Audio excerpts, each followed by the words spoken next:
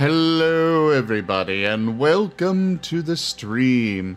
I am Raw Zim, currently as Razor the Fire Dog, and we are doing some Darkest Dungeon alongside Rygone Plays. Also hanging out with us is Kurama X in Eve. Hello.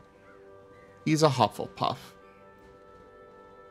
He's the best puffing Huffle. Dice will do that sometimes.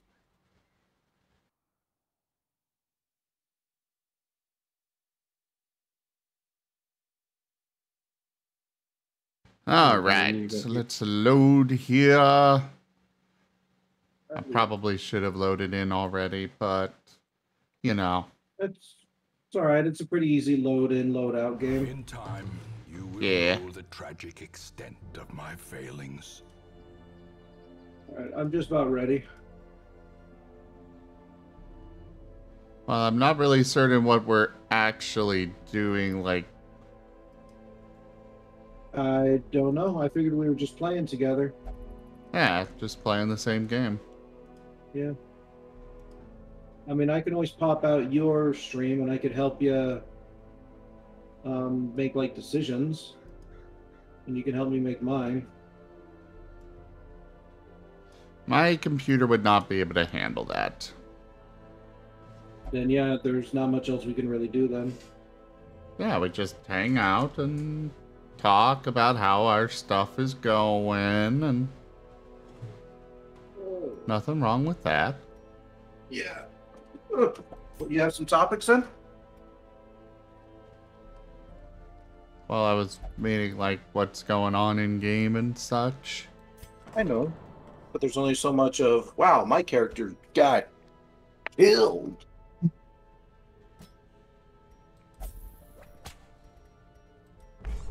Where the hell is this guy? Right, that's your challenge, Zim.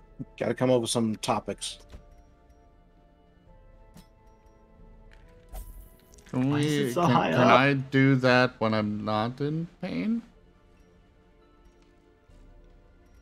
You're gonna put all the stress of conversation on me?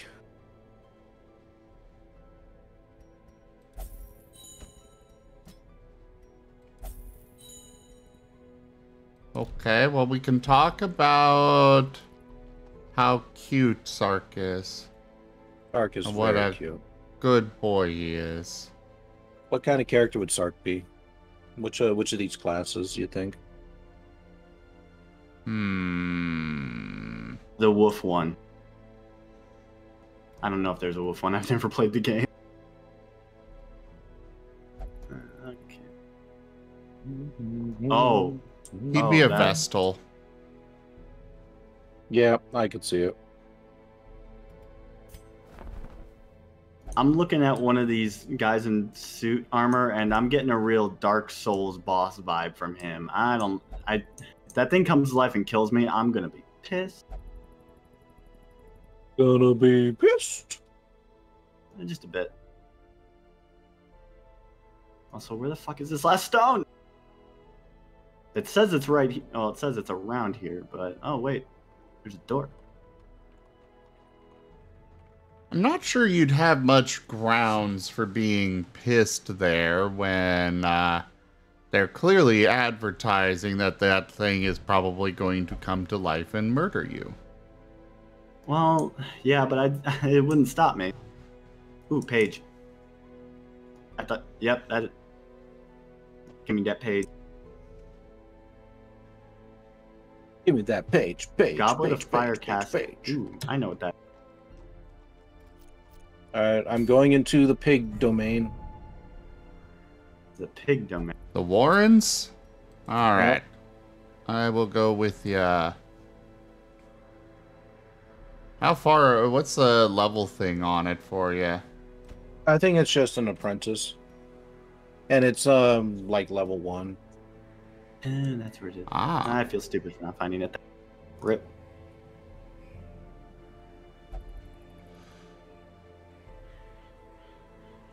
Hey, I did it. I got all... Ooh, chest. Just gotta pick the right group for it. Yeah, I'm going in with a plague doctor, an occultist, And my 2 frontliners are a paladin or a crusader and a flagellant. Because the pigs are very weak against bleeding. So the flagellant will be an excellent one to bring in. Sadly, my flagellant is dead. It's okay. Pat, pat.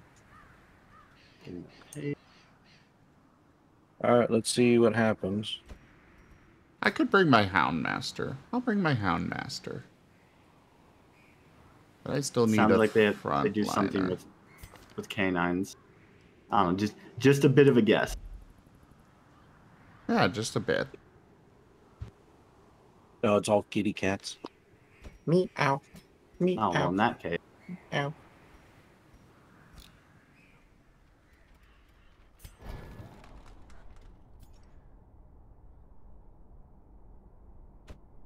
I gotta complete 100% of room battles.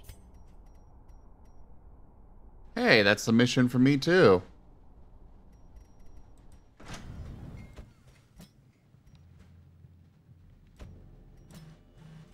Now, just gotta find Zenobia and give her back her gobstones, because I am not an ass.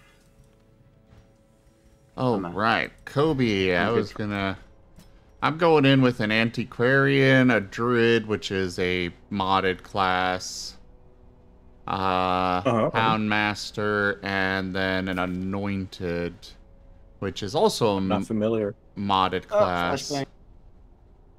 I don't think I have the anointed on my roster.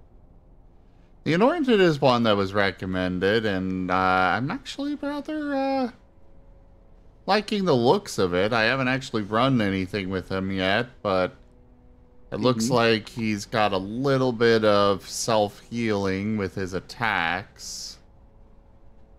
Oh, so he's what do you call it? Like a self-sustainer? Slightly. I mean, it's 2 HP, but that 2 HP can be very useful. I mean, it adds up.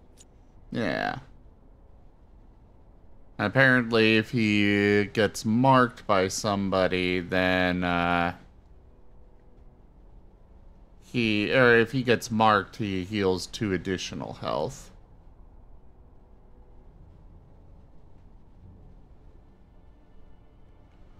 He also has a renewability that heals straight 3 HP, but it cannot critically heal.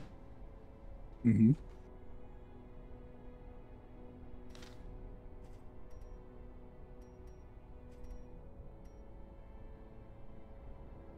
Okay. Do I give Zenobia her gobstones back? See, normally I would let the dice decide, but you know what? I'm not gonna be a dick.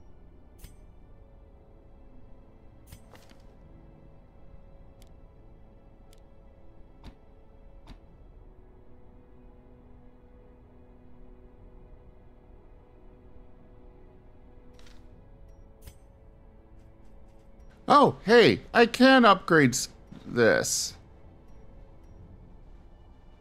Boom. A strict regimen is paramount if one is to master the brutal arithmetic of combat. Watch her lose her first game. Ooh, I got rewards. Hey, and I can level up. Still can't spend my level up points though, but Yeah, I need to bring my antiquarian really bad. Because he, I need money. Do you have an antiquarian, by the way? I do not. I never had much luck with them before, so I don't know. So, the way they work is that you have to have them interact with basically everything. Or at least everything that can be looted. And then at the end of battles, they give you they often you'll find a random antique that can be sold.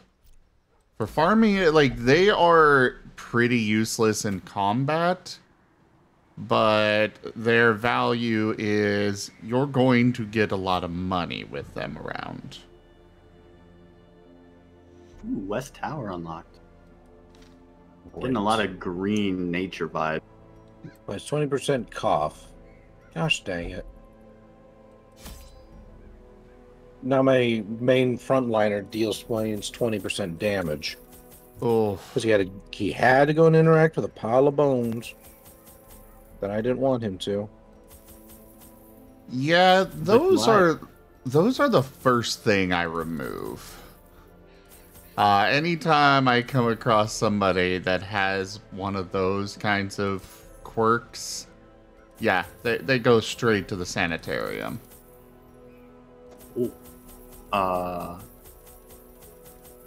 will I also just clicked say, on a skeleton, and it started doing stuff. I'm gonna stay away from that skeleton. I'll also say, Rygone, I've also got a mod that increases inventory space because this game's hard enough without having to manage an exceedingly limited inventory. Mm-hmm. Hey there, Zeppy. Hey, Olgavan. Olgavan, I'll be honest, I'm not doing the greatest tonight, but I'm pushing through. Wolf Mage, if you would like a character named after you, there is a Streamloots card for that.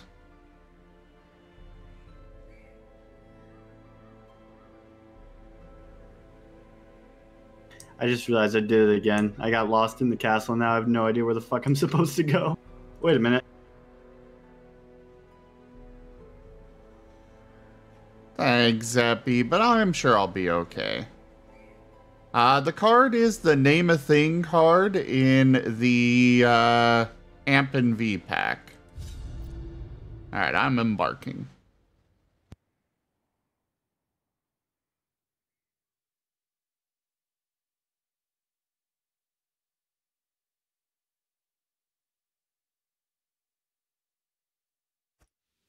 Oh, They breed quickly down there in the dark.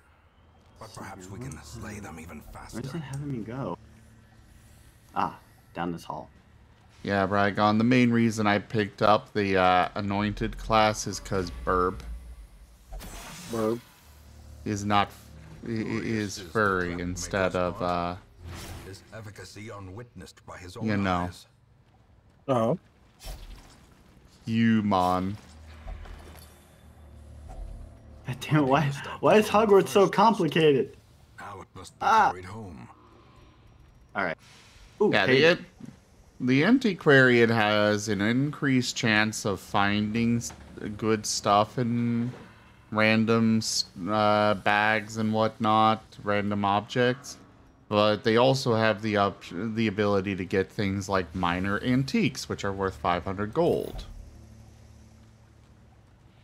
And occasionally, you'll get the major antiques, which are very valuable.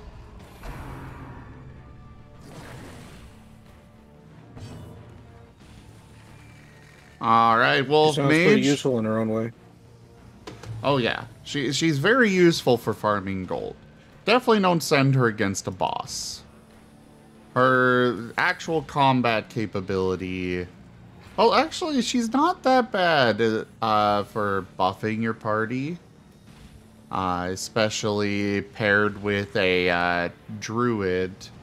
Because between her and the druid, you can have so much dodge buff, so many dodge buffs stacked up that it gets kind of ridiculous.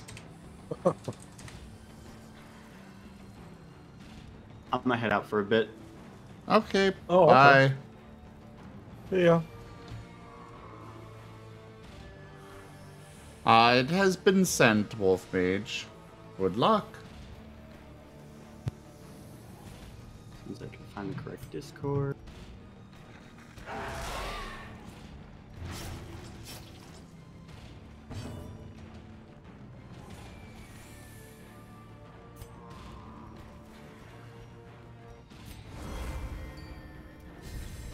A time to perform beyond one's limits.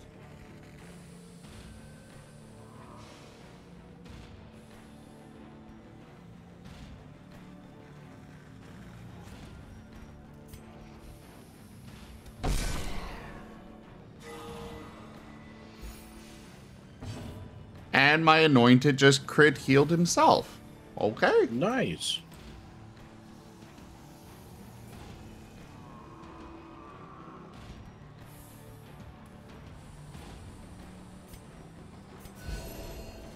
Did you pick up the druid class, by the way?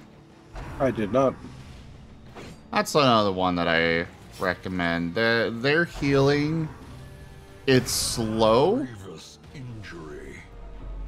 But I personally think it's the best. It's healing over time instead of just upright healing. And the main reason I like it so much is the fact that if somebody is on death's door and the healing over time procs first before, say, bleed or blight, so at least it saves them from death's door. Yeah. Sometimes. I have definitely lost a lot of people regardless. Their formation is broken. Maintain the offensive. Well, geez, game, do I get a turn? Why would you get a turn? I don't know. I just want a turn. That's not... Oh, right. They've got an illness that makes them potentially hit somebody else instead.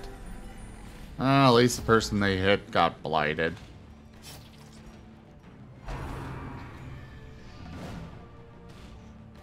Cry havoc and unleash the hounds of war!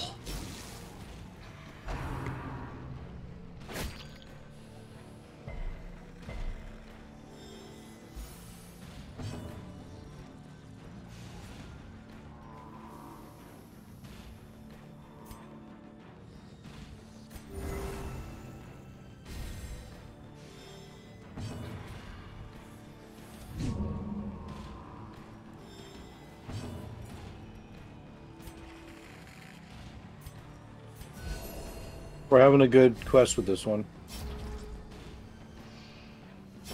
Slowly, gently. This is how a life is taken. So far, it's going well for me, too.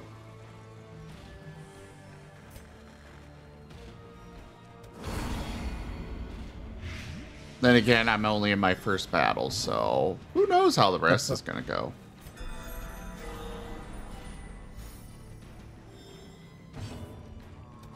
Confidence surges as the enemy crumbles.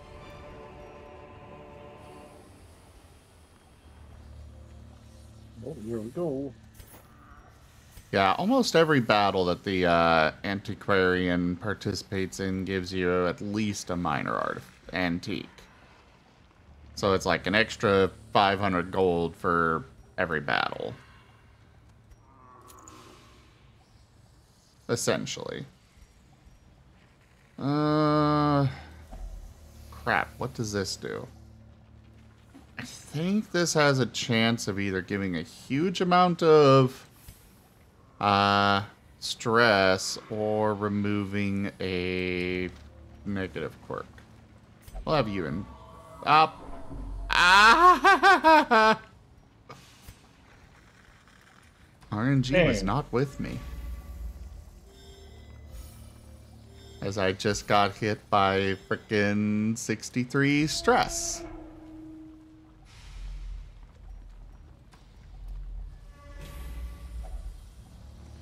Have you done anything with the Crimson Court yet?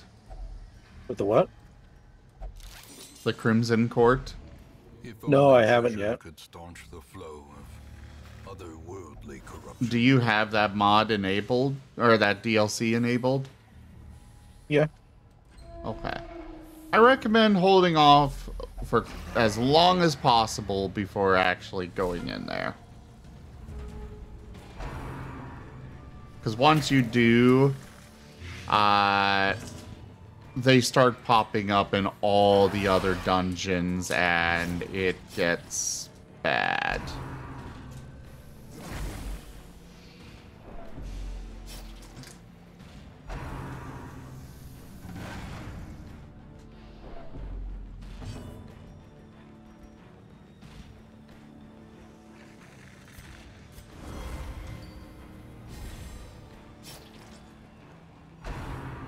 Confident surgeons.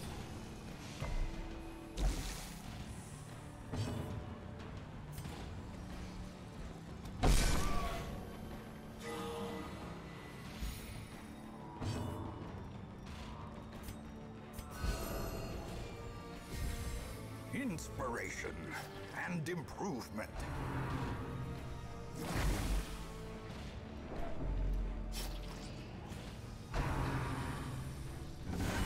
Unnerved, unbalanced. Ow! Ow. You're not having a great time either? No, I just finished up mine. Blossoms. Oh, Everyone went came on- through unscathed, pretty much. I went on a medium one. And, well, we got one person at stress 90 already. Another at 56. It's only the second battle.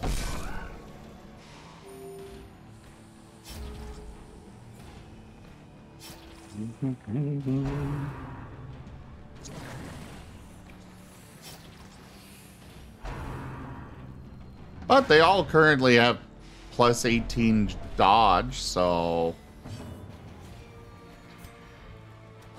Press this advantage. Give them no quarter.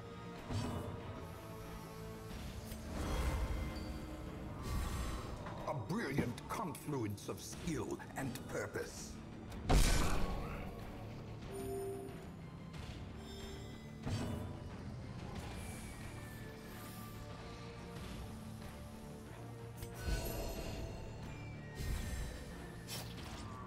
$22 dodge. Oh. Ow! That didn't stop me from getting crit. It's like, when I finally get my hands on you, you're dead. Oh, hey! Wow. The guy, what was the positive stress break called? Like a heroic? Like heroic resolve or something like that? Virtuous. Virtuous, that's it. That never happens. It's a 25% chance. Wait, it's really that high? Yeah. It's a 3-to-1 chance that you get the bad versus the good, but it still happens. Success so clearly in view. Fair Is enough. it merely a trick of the light?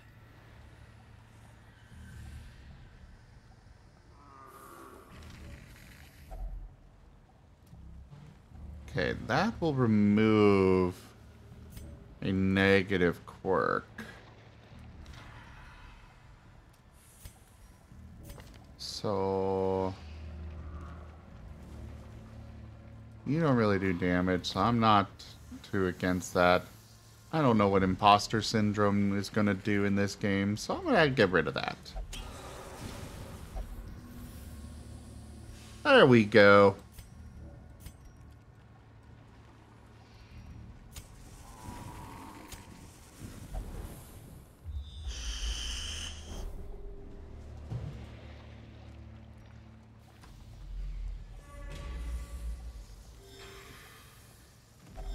Such blockages are unsurprising. These tunnels predate even the earliest settlers. So you got any other games that you're looking forward to, Rygone? Oh, in terms of like single player, co-op, or just in general? Just in general. Oh, that's a good question. Let me see what I've bought recently. I picked up another Nexomon game. I haven't finished the first one, but that's because it honestly outstretched its welcome. It's like, yay, I finished the game, and then it's like, hey, we got a whole second half of the game for you, and I'm like, no. Oh, and by the way, you got to start all the way back at level 1. Ew.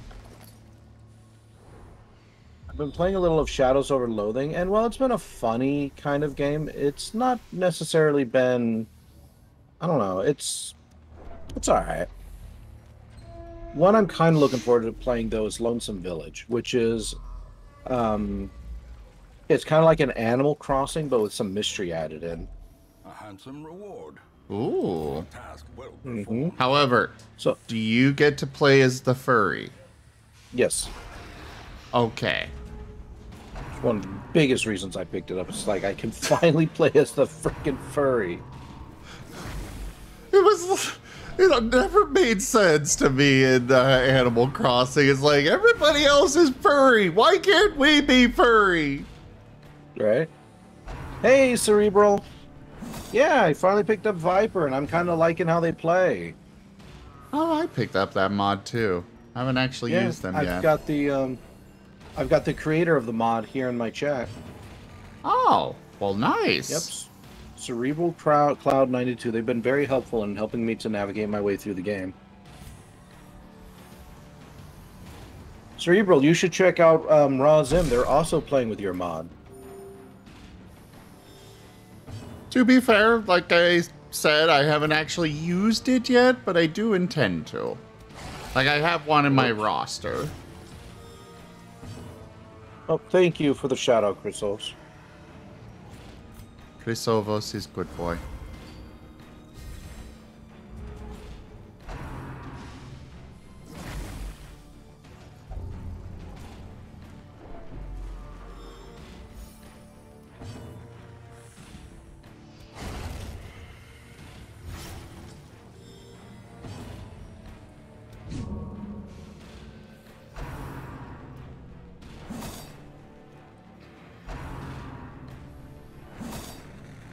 Oh, come on! I have so much dodge!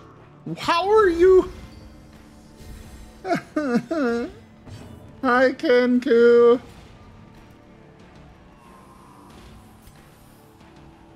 It's just a rash. Why do you need the knife? Have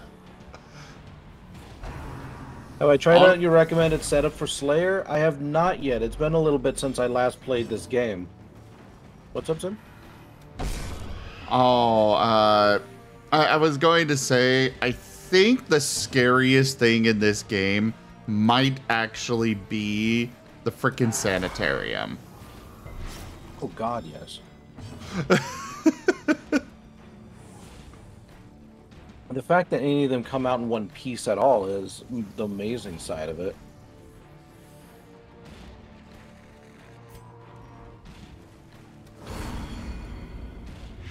Alright, so what was your recommended setup for Slayer, Cerebral?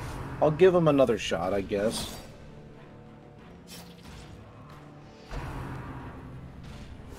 Exposed to a killing blow. I know you said Rip and Tear was one you wanted to keep in. Run, gun, reeling, reload.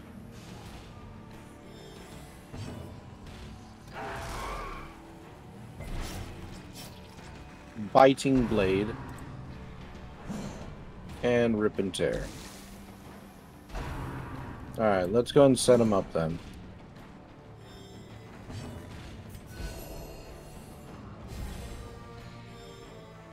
There we go. Ew, taxes are not fun to deal with. Actually, Kenku, you're a streamer now too, aren't you? The blood quickens.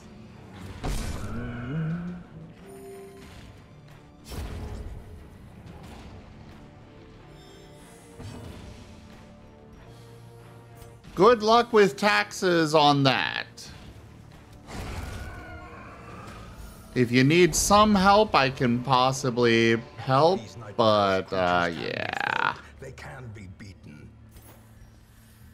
Yeah, hey. I just picked up a trinket for a Hound Master, and well, I have one with me. Yay!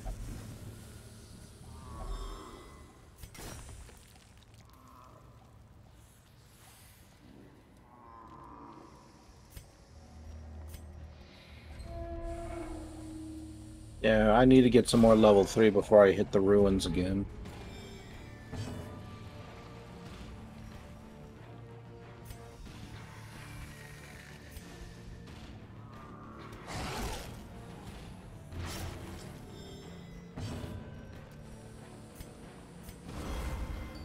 Yeah.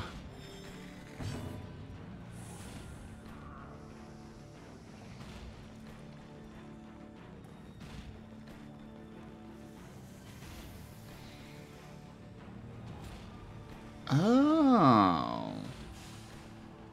That has armor piercing? Mm-hmm.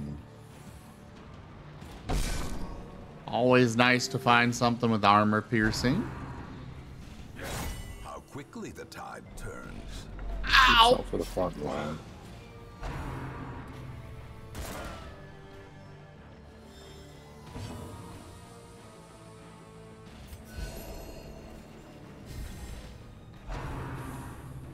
Oh crap.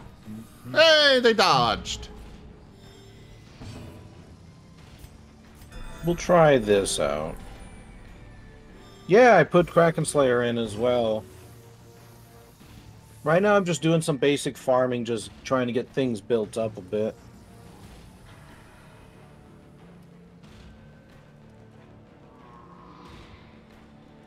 And it's definitely important to level up your lower level troops, because, Mm-hmm.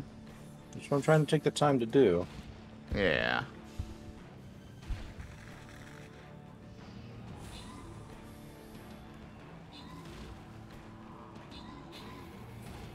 Fair enough, Kenku.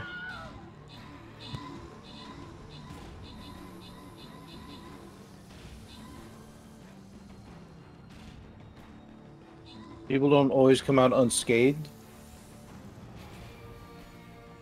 Yeah, just how it goes sometimes.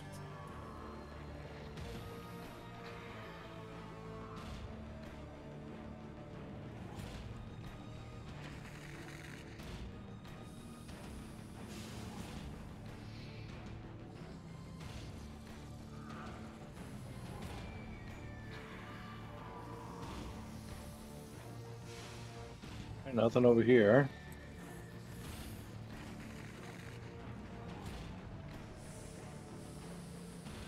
I think we can forego that one room down there. Are you sure? Yes. Well, that's gonna bite you in the butt. Oh no. Could you imagine if you skip a room and then the enemies find out that you're there and start hunting you? Oh no.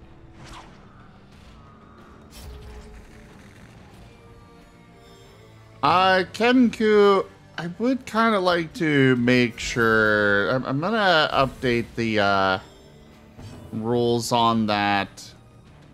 But for getting that role, I want to make sure that you are consistent with your streaming. Doesn't matter if it's only one day a week, but where you've only been doing it for a month, I'm a bit wary about giving that out yet.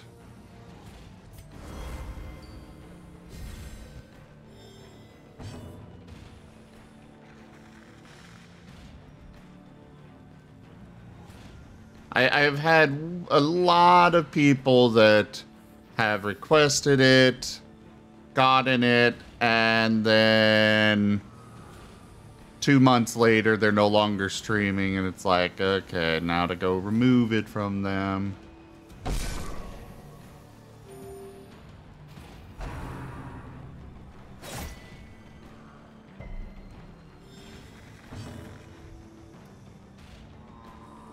Especially because it does come with increased privileges. A subscriber arrives.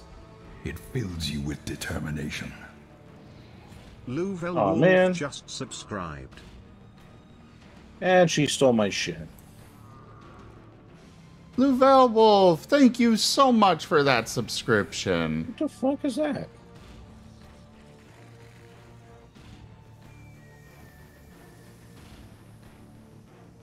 Didn't know what, Endo? Oh, that streamer, the streamer role gets increased privileges. Yeah, they can... I forget everything I gave them, but I know for sure that you can disconnect people from voice, you can move them, you can... There's quite a few things that you can do as a, with the streamer role, which are things that are necessary, in my opinion, for you to have as joining. Like, if I'm not around, or one of the moderators aren't around. Ah, I've been slimed. Yeah, it's not just access to posting in the channel that you're live. That's not all it is. Maybe I'll make a second one that's like streamer baby.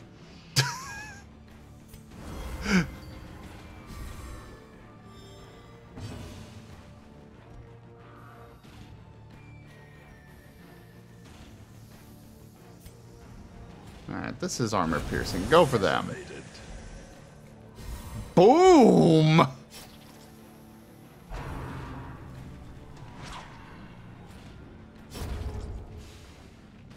Okay. Well, it died, I guess.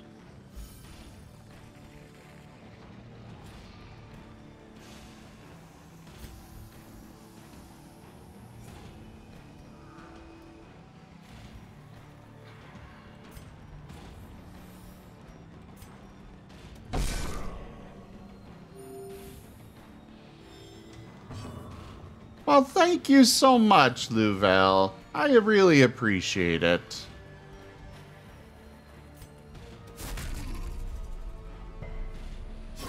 Prodigious size alone does not dissuade the sharpened blade.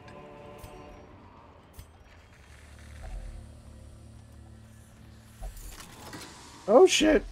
Packs laden with loot are often That's a low big on one. supplies.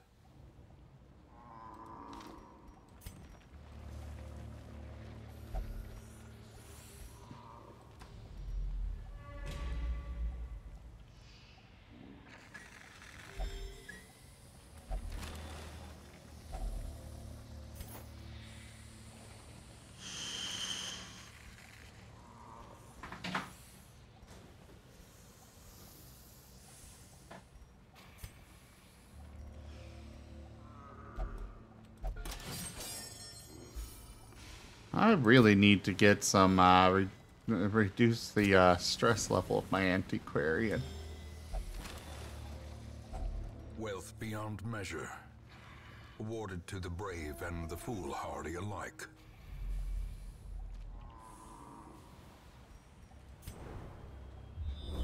Good night, Louvel. Oh, really, game? I'm at an intersection and they're forcing me to... I have to go both ways to complete this mission.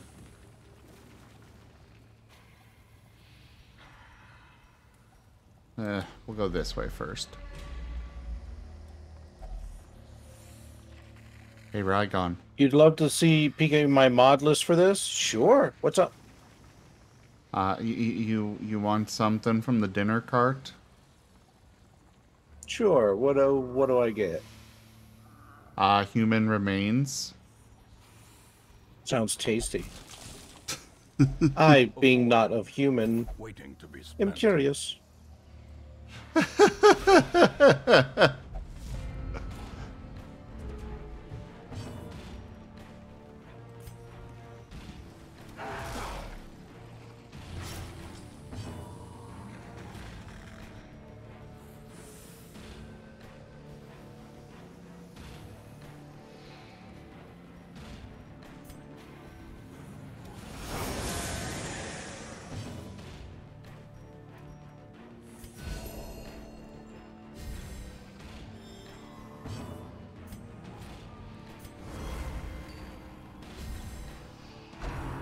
Huh.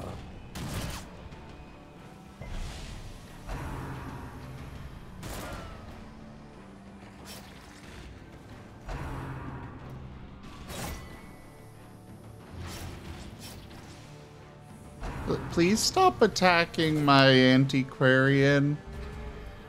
Please? Never.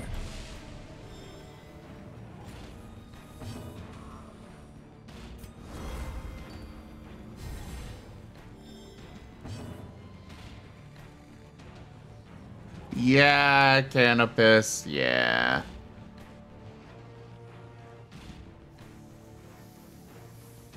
Is anti taking stress or health damage? Anti? Who's anti?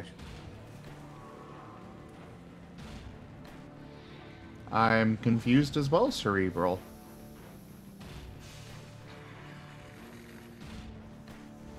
Kenku, so basically your people have 2 health bars. You have your actual HP, and then you also have a stress bar. When you get to 100 stress,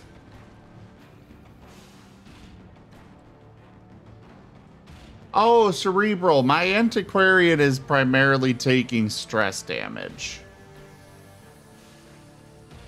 They're at 95 stress.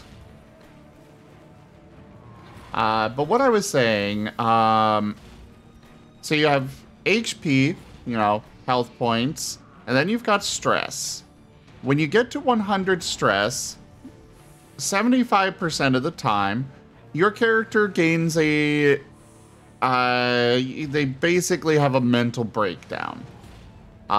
They might become abusive, they might become hopeless, they might, there's a large variety of things that might happen there. And when they get one of those, they typically wind up making their own stress worse, as well as everybody else's in the party.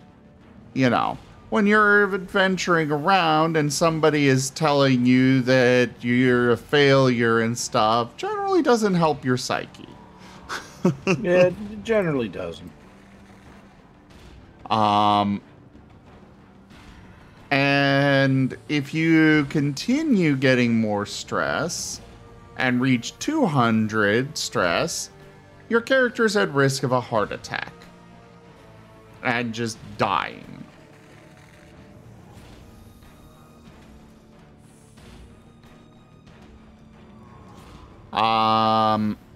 However, 25% of the time when you get to that 100 stress, which is actually what happened with this guy in the front here, you get Virtuous, which that one comes with a bunch of different things. In this case, it was Stalwart.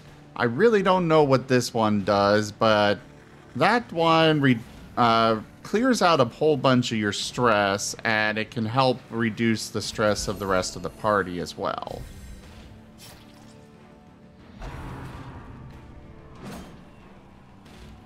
Yeah, Canopus, it feels closer to like 99% to me, but apparently it is officially,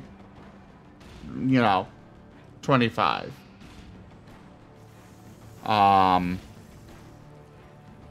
I will also say that while HP gets fully restored at the beginning or after the mission, stress does not go away after a mission.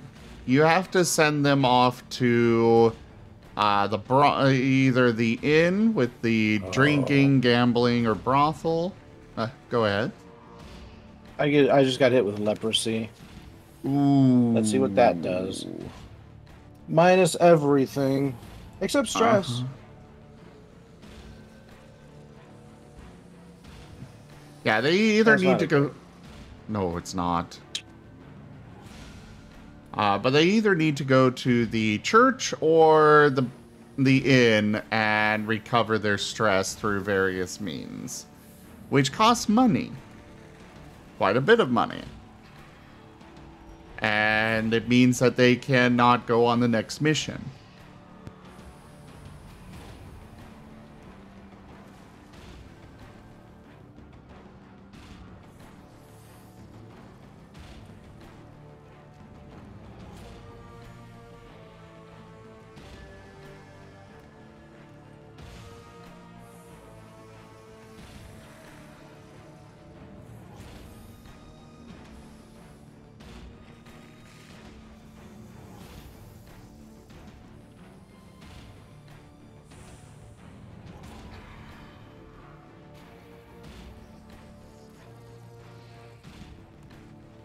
Canopus, I don't believe that stress diminishes over time in the Hamlet.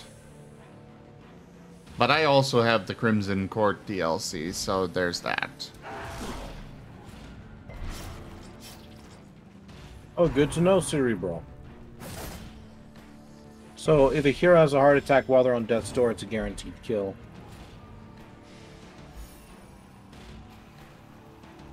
And it immediately sets them to death's door. If they have health, yeah. If they don't have health, it's immediate death.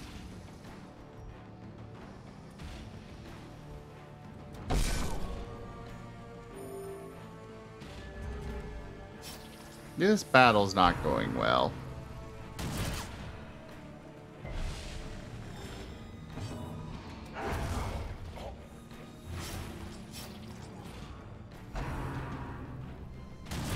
Stop with the blanket fire! Falters.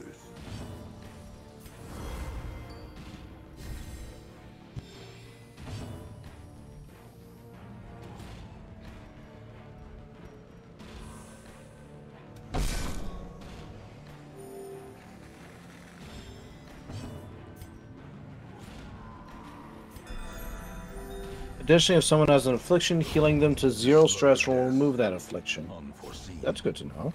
Unforgiving.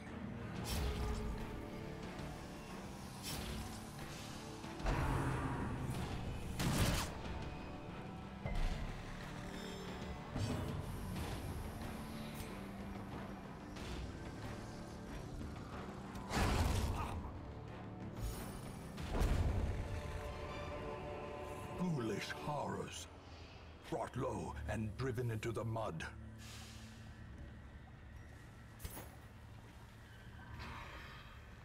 Jits, I don't really have a means of moving them around.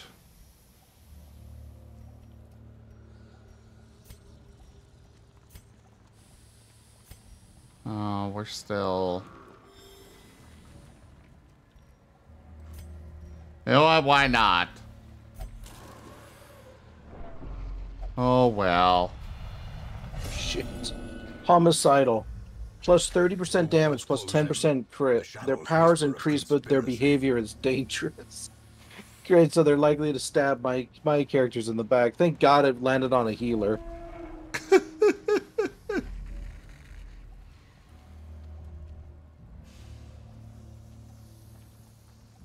Well, that was an example of them having a breakdown, and now Kobe is paranoid.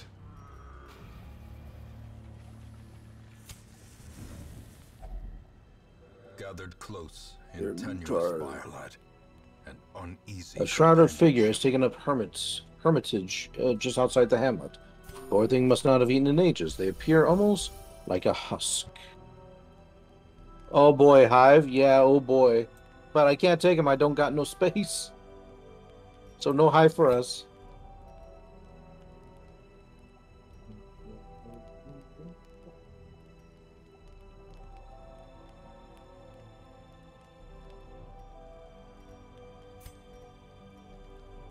Oh, that's a bottle?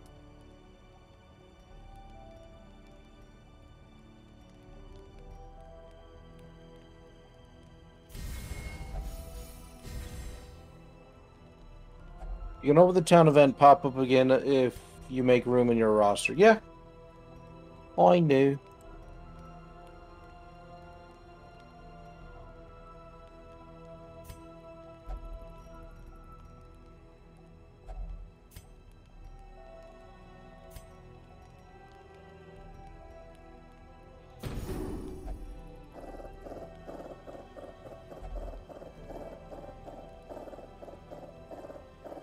Increases chance of curing extra diseases. Oh, damn, I should have chosen that one instead.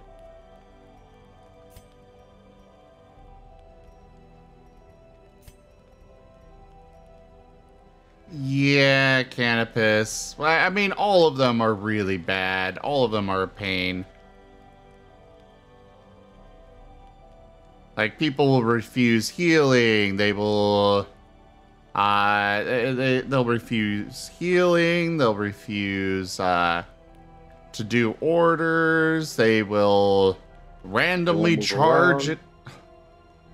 Well, sometimes they'll charge straight to the front of the line when they're a backline person. And It all depends on which affliction they acquire. yeah. If they're abusive, for example, they'll probably just shout at everybody and just be like, "You're absolutely worthless. No, I'm not going to exchange spaces with, a plebeian." If they're violent, they could have a chance to start hitting party members, stuff like that. Oh, my antiquarian has broken 3 times now. The first 2 times they were abusive and they were just shouting at the rest of the party, and everybody's like getting so stressed. And I'm just sitting here like, Gah!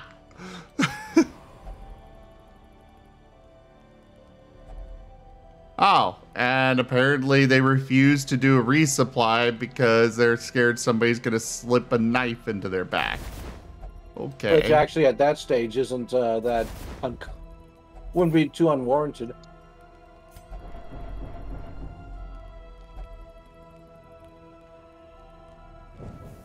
In Radiance, may we find victory.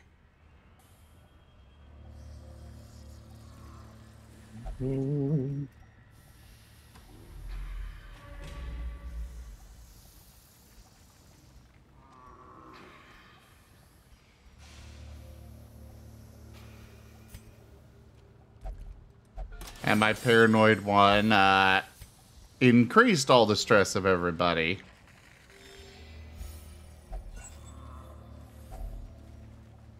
Ooh, a rare artifact.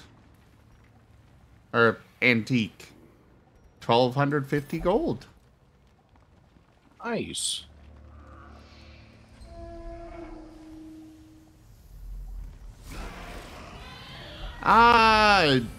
Probably not, Rillaris. Sorry. It's not really my kind of game. Like, I'll do it every now and then, but definitely not against people or such.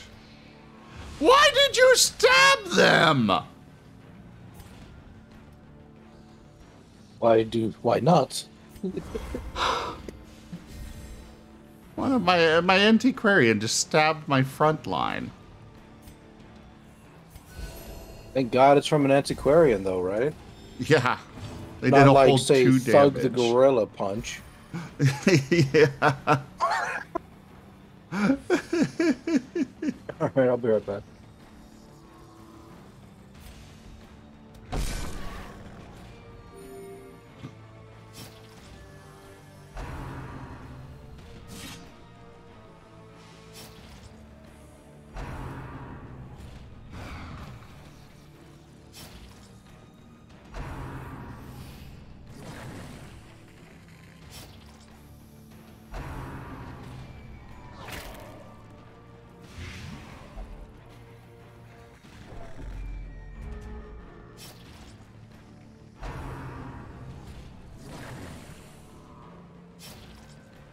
Yeah, and both the Druid and Antiquarian give buffs on dodge.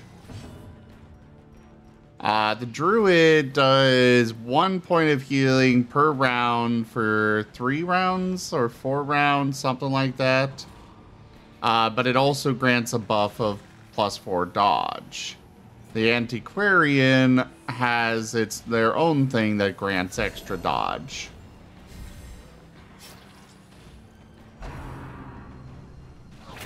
Probably Jits. Probably. A dizzying blow to body and brain.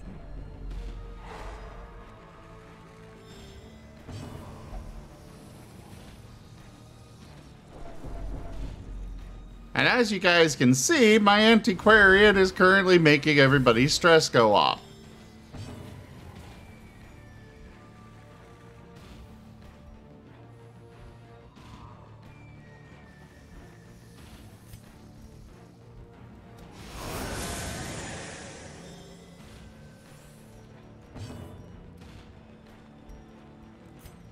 Okay, let's get rid of that wretch. Great is the Boom. weapon that cuts on its own. More stress.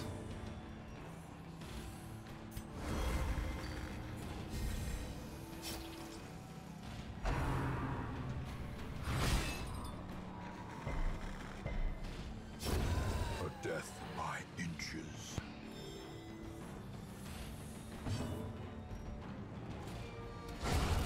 A singular strike.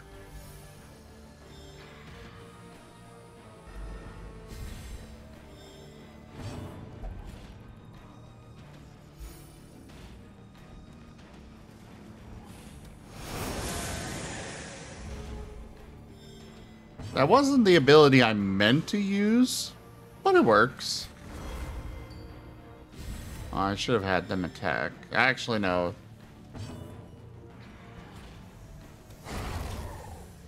I kind of wanted more healing. This expedition at least promises success. Makeshift dining table. I'm guessing medicinal herbs. Hey! Glittering It gold, worked. Trinkets and baubles. Paid for in blood.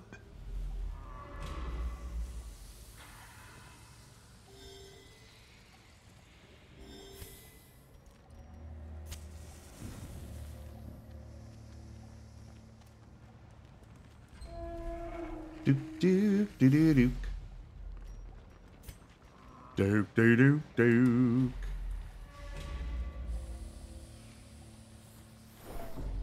Alright, we got 3 more battles left here.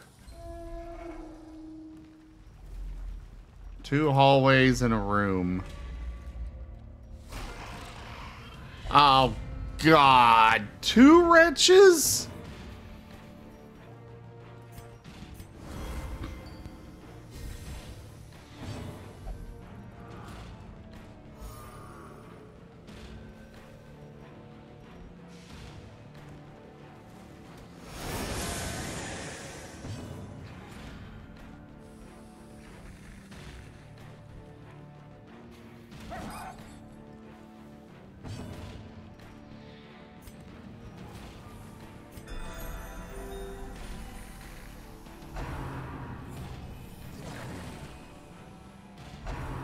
Things like wretches and the acolytes and such are usually target number 1 because they cause stress damage.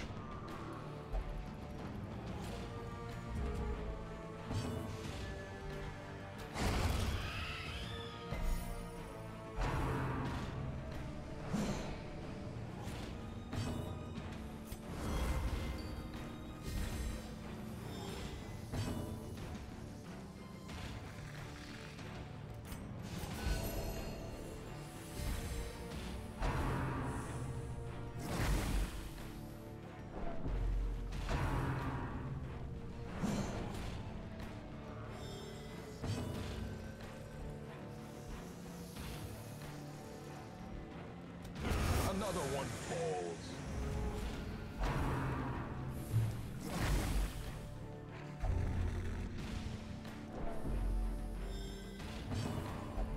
Yeah, stress is overall what screws your party up. Healing is healing honestly is easy.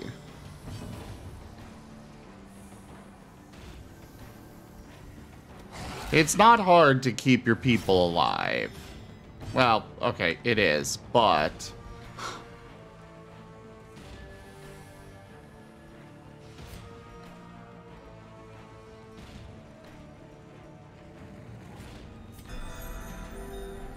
let's do that. Another abomination cleansed from our lands.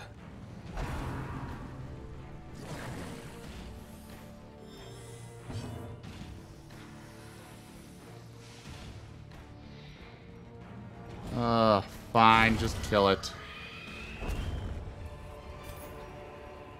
Remind yourself that overconfidence is a slow and insidious killer. Holy water.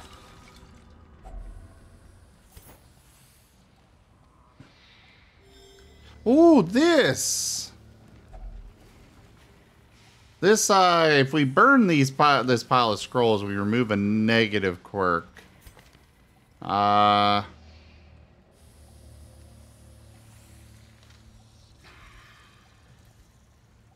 gonna try and get rid of that Fango. Figured that wouldn't. It was worth a shot.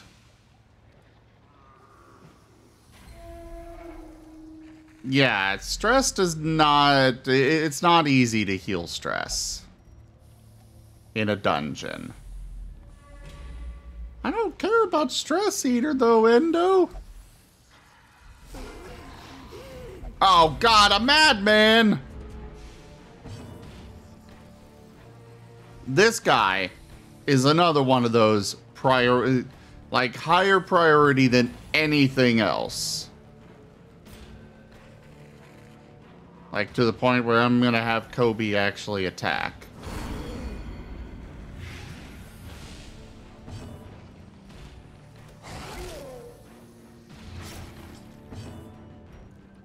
They've got 4 health left, and they'll only lose 3 health. You can hit with that. And your damage, so perfect! Ah, got rid of that bastard.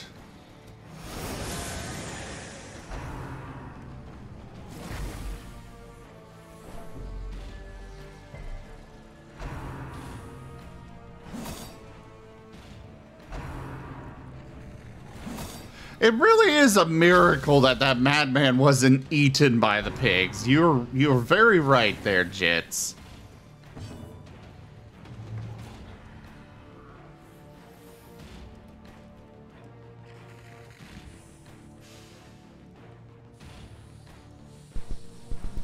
Spaz!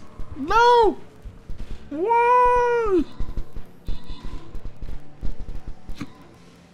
Oh.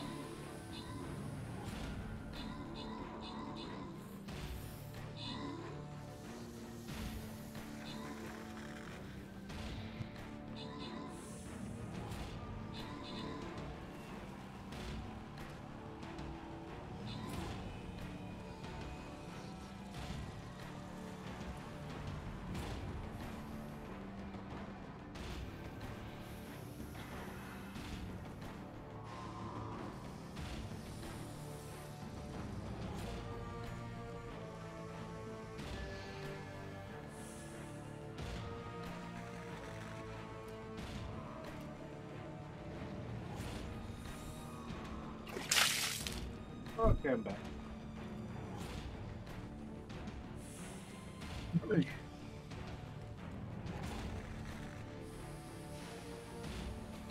Welcome back. Good to be.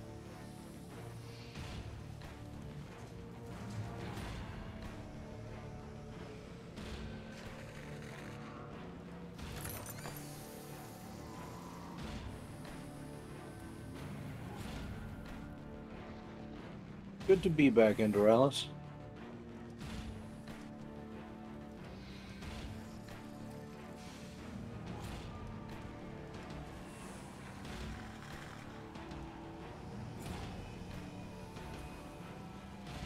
I need like a second to recover. Recover? Yes. The heck happened? Just a bout of diarrhea. Oh.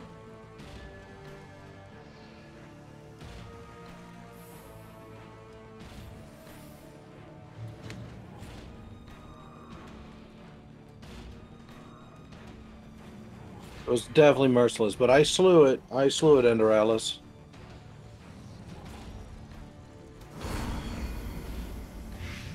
You hit the wrong target.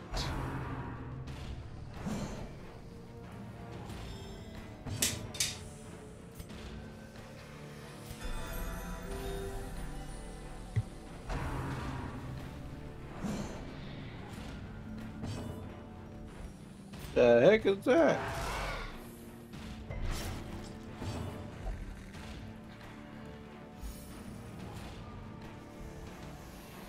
Oh, something's messing up all my seeker abominations. I think I know which one too. Let me go check it. Oh, lovely. My paranoid antiquarian now has rabies. That's not great. Nothing about this current situation is great.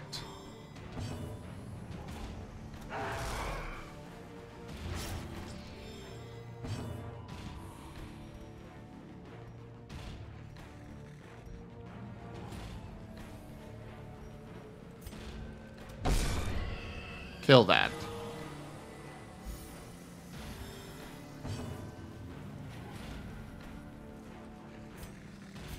A momentary abatement.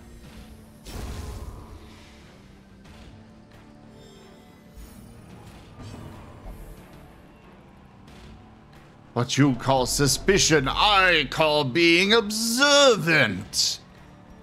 I have a client like that.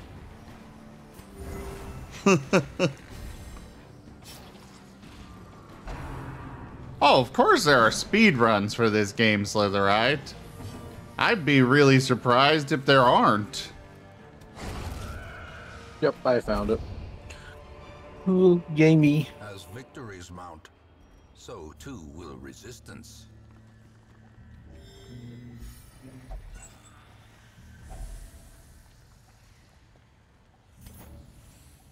Oh, crap. My freaking expanded inventory is full.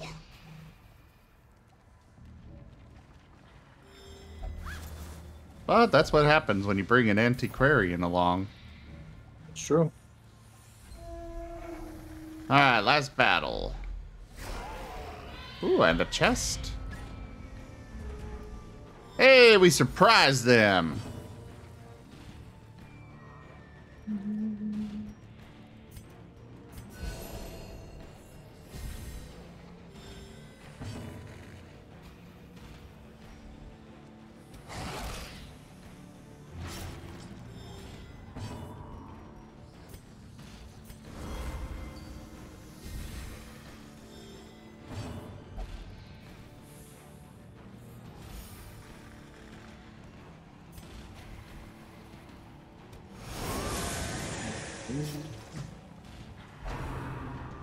You love the videos where developers watch speedrunners break their games? No, those are always pretty fun. I've never actually seen any. Why Yeah, are it's you just all like- tar- They go through all this trouble to create a very, very, curated experience, and then you get a speedrunner who's like, yeah, if I just like phase through this wall here, I immediately finish the game, and they're just like, fuck? I want to know how people even find this stuff. Like, My guess is that there's some old like tricks of the trade, like some old techniques that usually work in a lot of different games. Hold fast. Like if you crunch an object between you No! and the wall, you can face through the wall.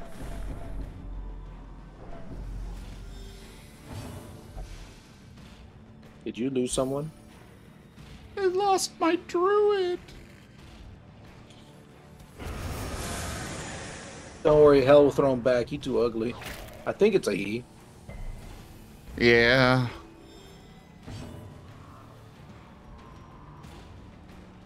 Luckily, I've got other druids, but... That's the druid.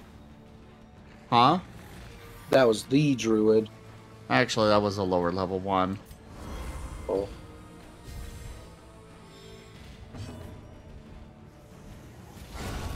Obliterated.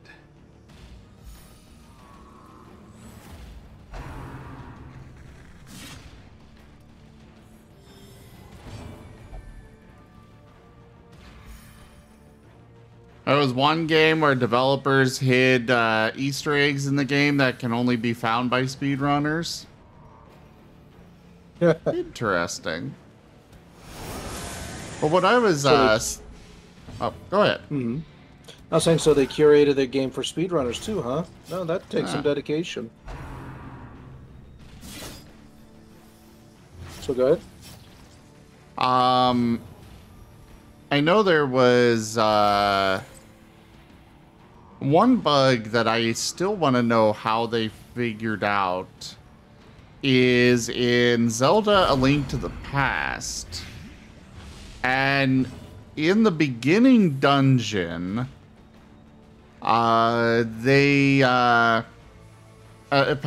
in the beginning dungeon of A Link to the Past, when you're about to get the princess, there is a spot in the wall where if you don't kill the guy that's guarding the princess, you can phase through the wall and wind up in the final chamber of the game. Seize this momentum. Well, somebody must have ground up against every single wall in the game until they found it.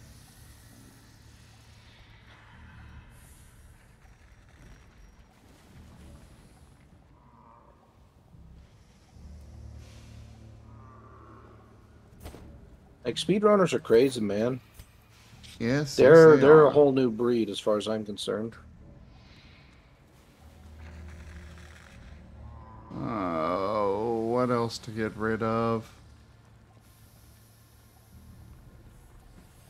I guess I only have 2 bandages left. I haven't even opened this chest.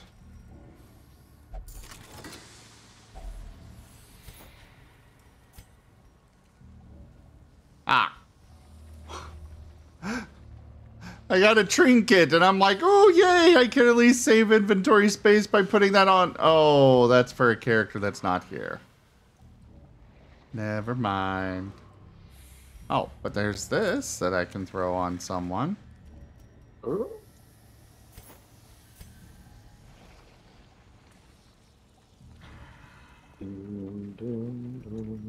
The torches are probably the least valuable thing that I have here.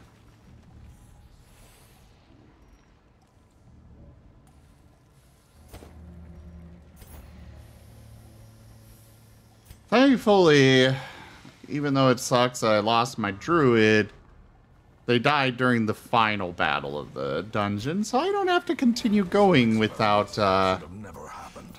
a healer. Doing just work, ending them.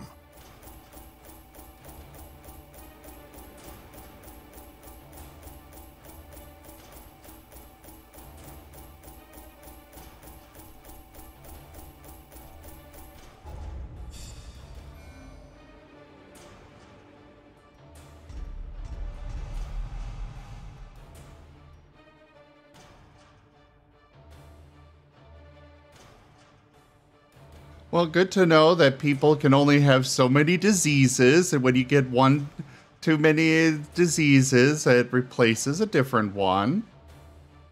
Unlike real life. Oh, and now Kobe is manic for money, which means they'll probably steal that. Kobe's going to have a not fun time in the hamlet.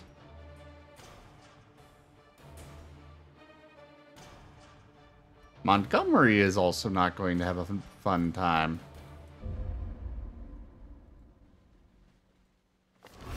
A fresh irritant to some. A sanguine memory to me.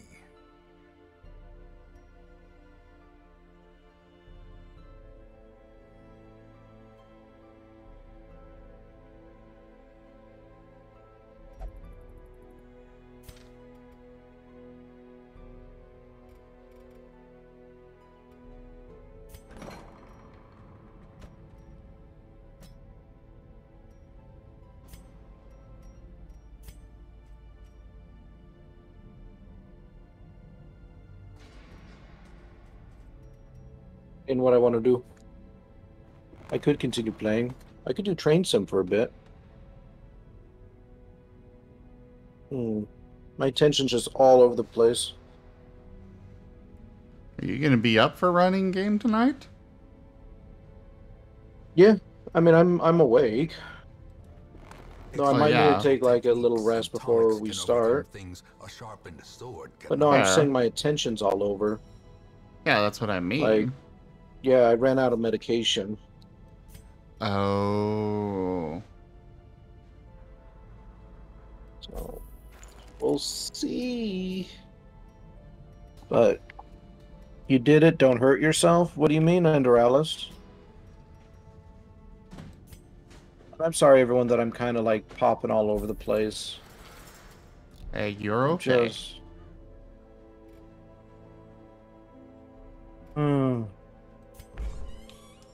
You're okay.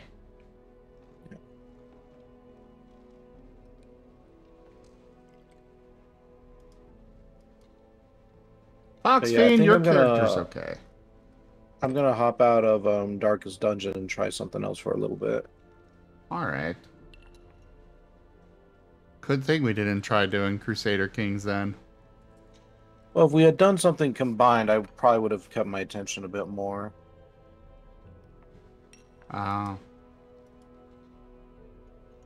Because then I have motivation in terms of somebody else being there to keep me going. We'll do Train Sim World 3. Christov's... And actually, I did respond about my mods.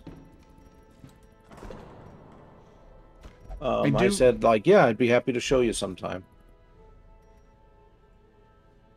I do recommend setting up a command with a Steam collection. Just for Darkest Dungeon? I do it for every game that I use mods with.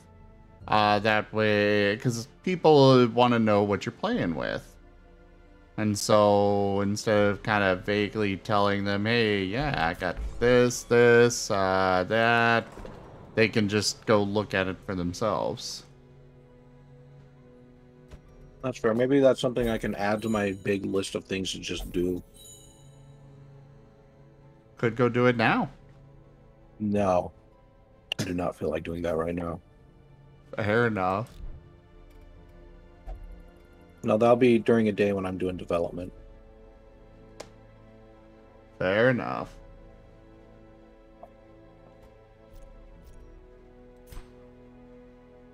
Yeah, we'll do a bit of train sim so that way I can get frustrated at the trains not working properly.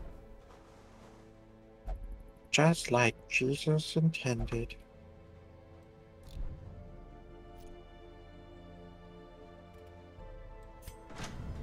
I don't know why I said that. I'm wondering that too. Jesus made me. Oh, you remember that one thing, the moving paintings? God, that's such a cursed image. What are you talking about? In Harry Potter, where they have the moving paintings, but a lot of people's like grandmother's house have Jesus on the wall in the like your bedroom. Oh yeah.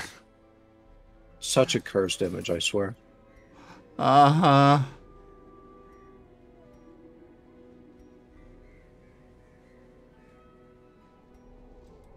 In time, you will know the tragic extent. Chrisovs, are you there? Kesovos! Here, boy! Don't do that. He's not a dog. I mean, he is an Eevee. Yeah, I did that to my dad once, and he pretty much said, like, if you ever do that again, you're going to be in a lot of trouble. I'm like, okay.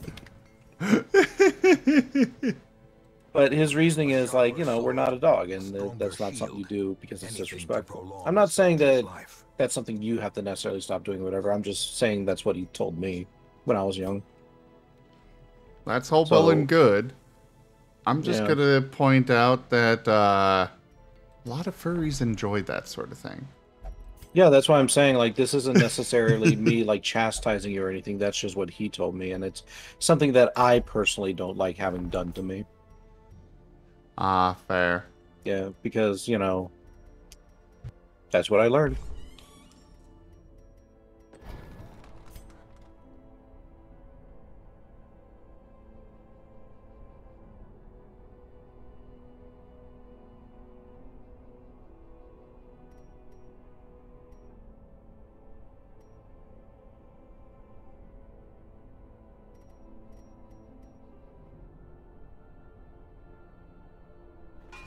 A strict regimen is Like, there was a paramount cultural to thing one's too, not gymnastics, like that for arithmetic, historical reason in your combat. case. I'm not sure what you mean, Enduralis. I didn't know that there was a historical precedent for whistling at people like they were dogs. You know, except for people just going like, "Arr," towards pretty women.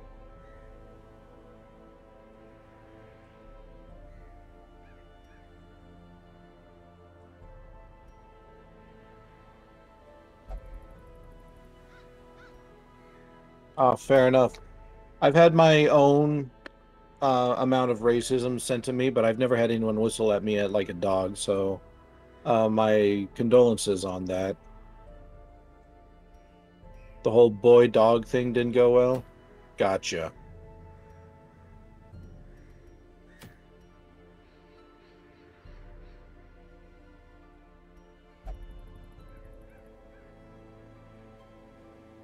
Yeah, I remember listening to a thing from Mr. T, and he's like, "Well, why?" Or people asked him, like, "Why do they call you Mr. T?" And he's like, "Well, because my father was called Boy, my grandfather was called Boy, and my brother who went to war was called Boy.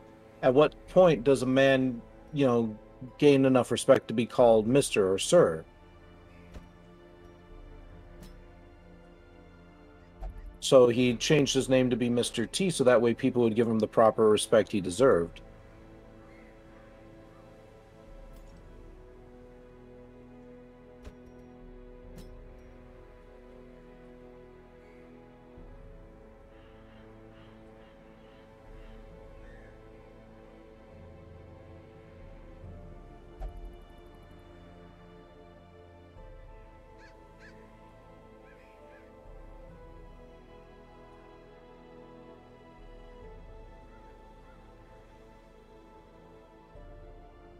Hey, Cerebral, you still around? Nah, man, they're too elite for us. They play the game with only one of every character, and if they lose that character, they're not allowed to get another one. Like that's high tier shit right there. Oh. Well, fair enough. I was just gonna ask for help with building a Viper or figuring them out, but okay.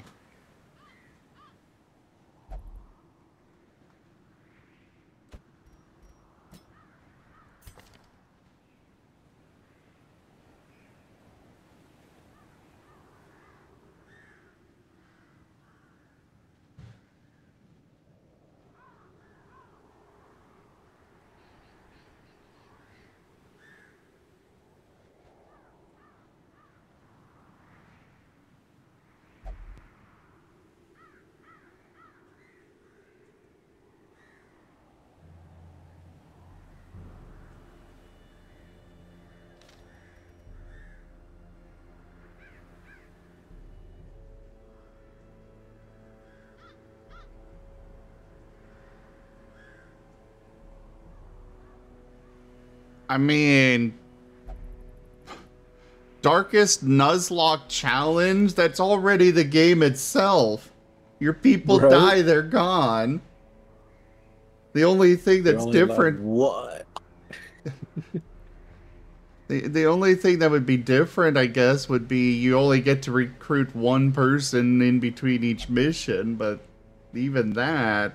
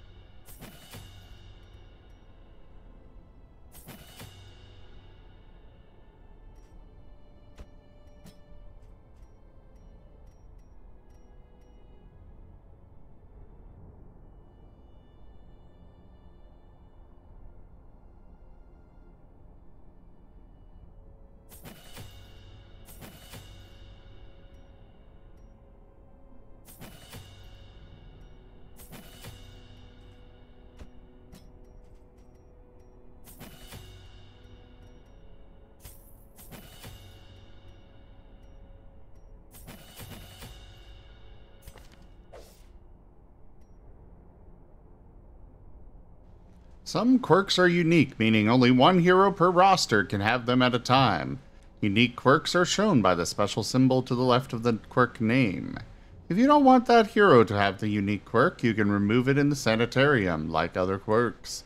This can be useful if you are trying to get that quirk to develop on a more suitable hero. Twilight Dreamer, one hero per roster, ignores stealth.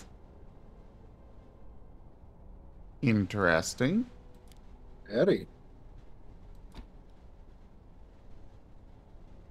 Actually, the Tremors is a very useful ability for them.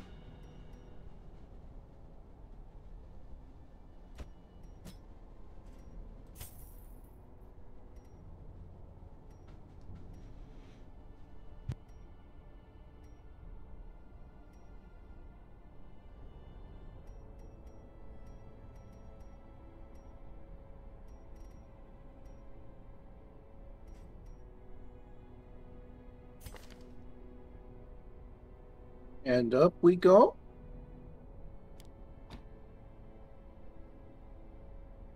Ouch.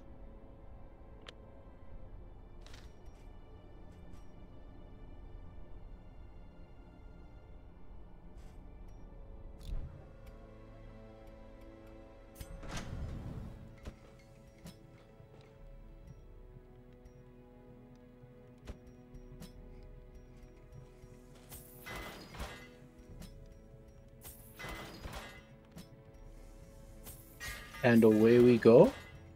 Sometimes essentially. Eh? Having issues? Yeah, we're at the mountain bit, and it's just like go up, up, up. It's like no.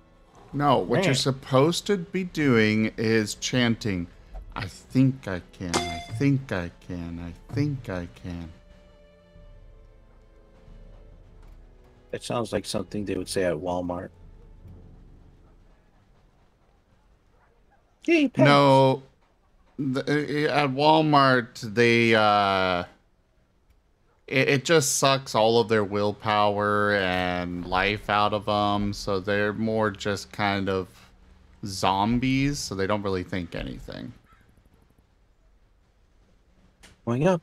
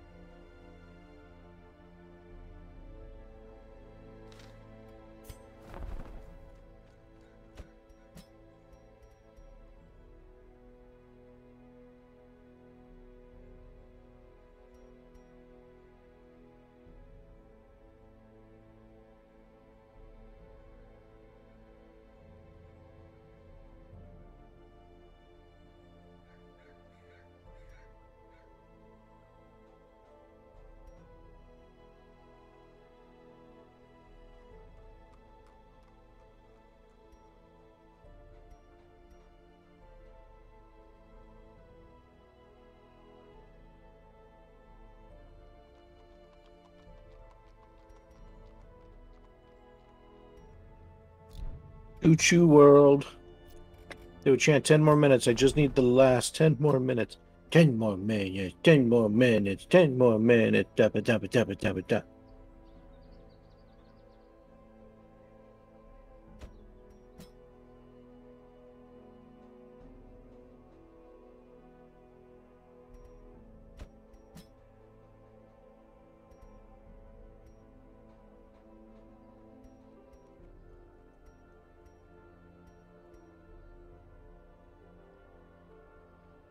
Oh yeah, and keep an eye, everyone. We're gonna have book a roll here in about an hour and a half.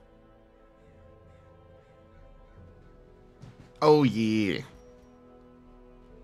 We're gonna have exciting times. We have mysterious hooded figures. We have popcorn raining from the sky. We have people who may or may we have Pokemon who may or may not want to even enter the entire event, therefore wasting my time.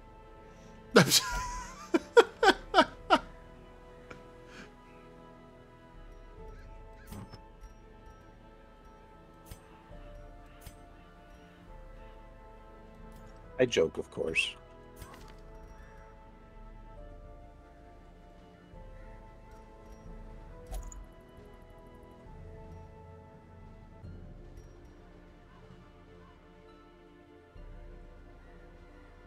Oh, man.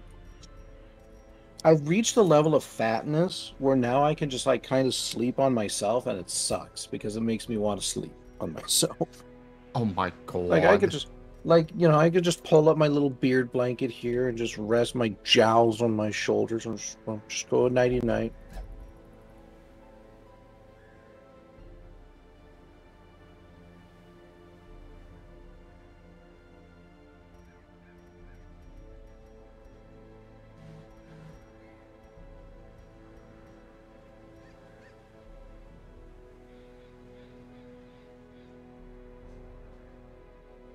It's comfortable, but at the same time, Herm. What do you mean, Herm? There's plenty of old men who do it. Hey there, Dark Force. I am not cute, though. Probably shouldn't be too comfortable, then I guess I'm just going to get less fat. Immediately eats another plate full of pasta. Okay, I think we're gonna bring Fox Fiend on this, potentially. Yay. Everyone, who doesn't love going 6.1 miles per... No, 6.0 miles per hour up the side of a mountain?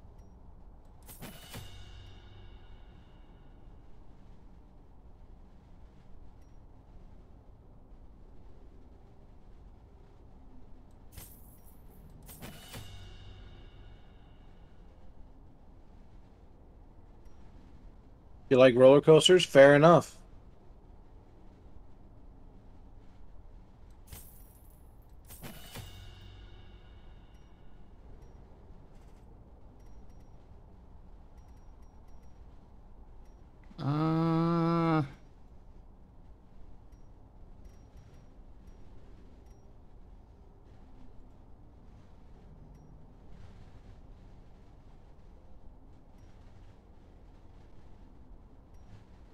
Oh, that can be used from spot 3. Perfect.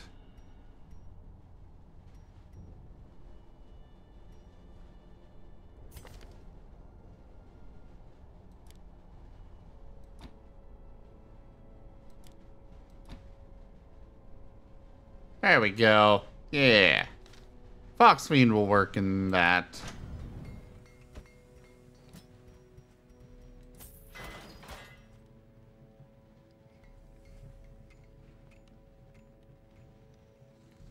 I think we built as good a team as we can. Yeah.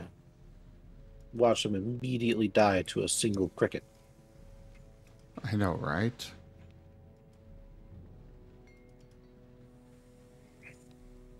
I forgot to start up the Marten bot, Serio.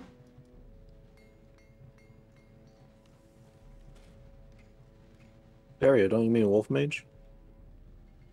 Huh? Serio, don't you mean Wolf Mage? Why would I mean Wolf Mage? Because he's always the one reminding you. Oh.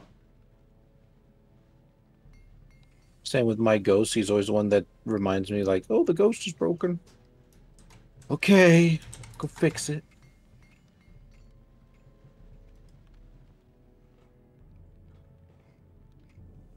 All right, everyone, we get to go back down the mountain again.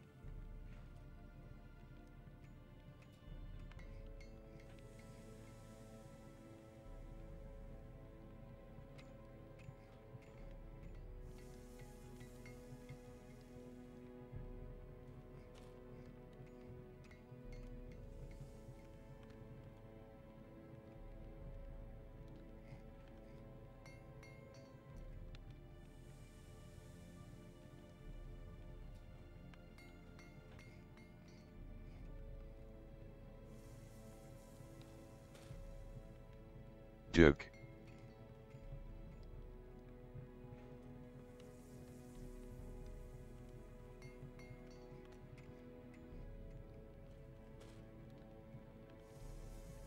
Oh, wee.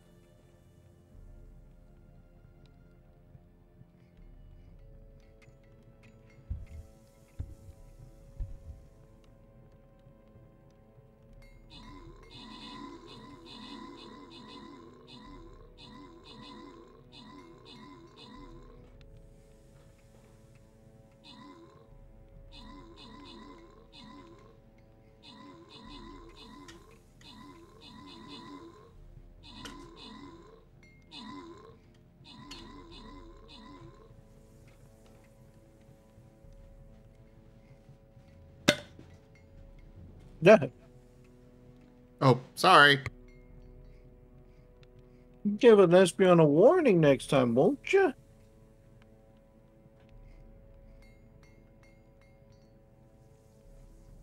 I'm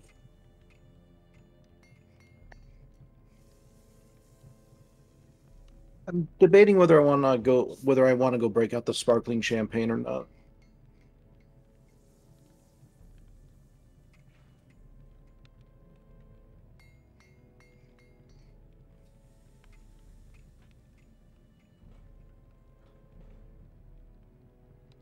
I will say that I prefer people not be drinking during the tabletop games. Or It's before. not an alcoholic. What? It's not alcoholic. It's champagne. Yeah, but it's non-alcoholic champagne. Those do exist. Huh.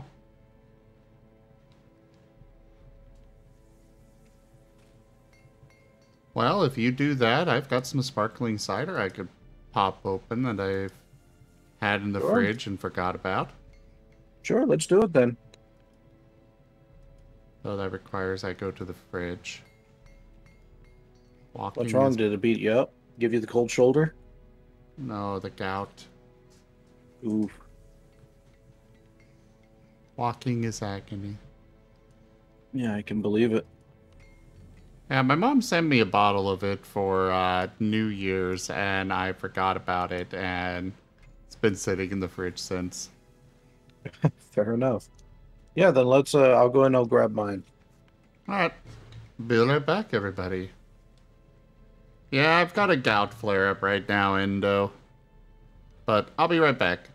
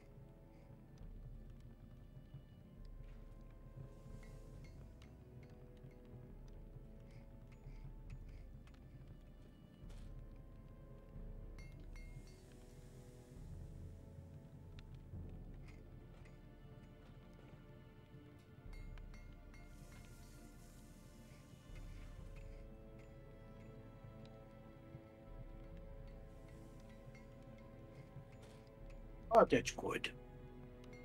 And is there an occasion, Andralis? I want to drink it.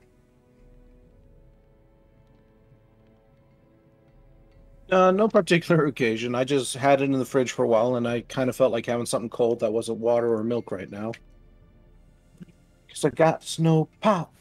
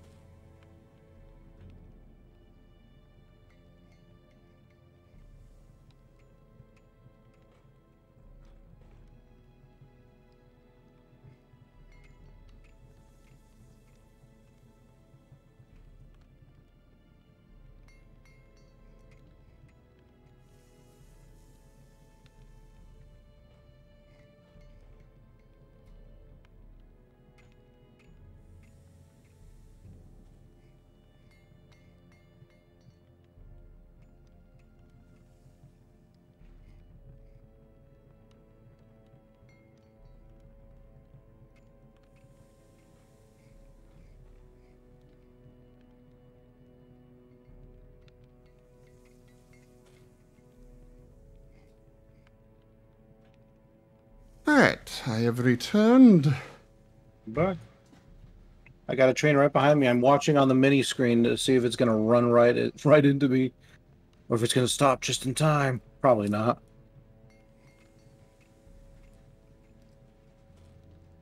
And, you know, the occasion, if you want an occasion, the occasion is simply hanging out with friends.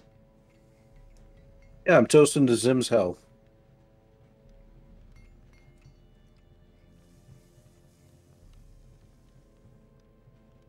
Zim deserves it. And so do you all as well, chat.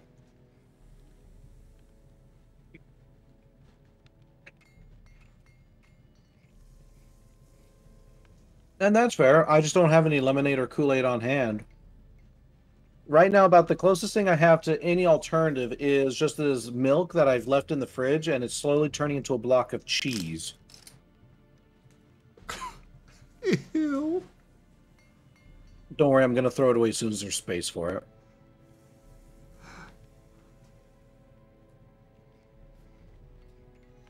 Ah, this is not one of the ones that has a twist-off cap. Was Do I that a have popper? Do I have a pop? I don't have a bottle opener at my desk, so let's try this knife. Don't, like, point it at yourself and have it hit you in the eye.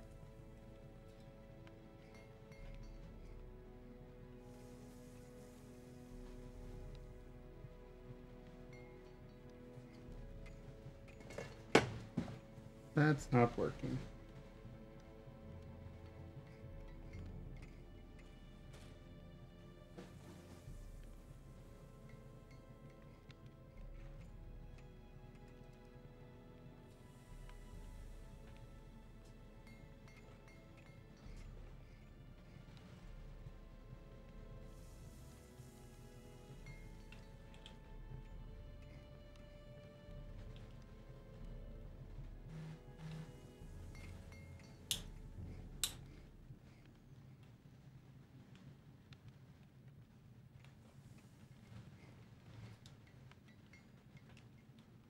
Now I'm going at it with fingernail clippers.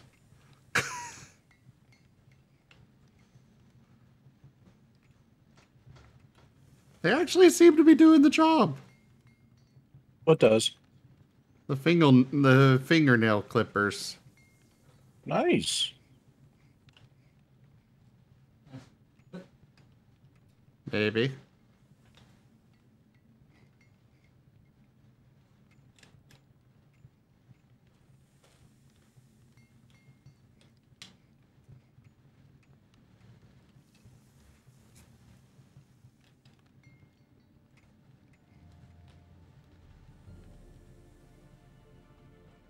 Uh-oh. That's not a good sign. Uh-oh? What do you mean, uh-oh? Nothing. Everything's fine. Doctor? Doctor? Surgeon?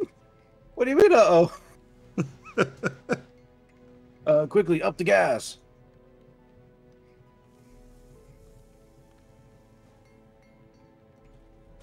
No, not the patient's gas. My gas. I need to get to Mexico. Stat, I just killed a man. There it goes. I was expecting a pop. There you go. Alright, and make sure I save the bottle cap for, you know, post-apocalyptic reasons. Oh, yes, of course. Wonder if Fallout ever had any books released for it. I would not be surprised. I've just never heard of any. Oh, gosh. Yeah, I definitely have not had anything in the way of carbonation in a while. Well, probably doesn't know that that's probably on the older side of things. It's only about a month old. What was that Or all? about 2 months, maybe. Why, yes, Christovs. I had to do your job for you. I had to change the title and everything. It hurt my little dainty paws.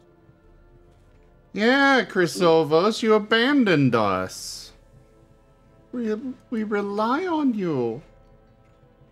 I'm helpless. No, my poor paws. I had to touch the keyboard and everything.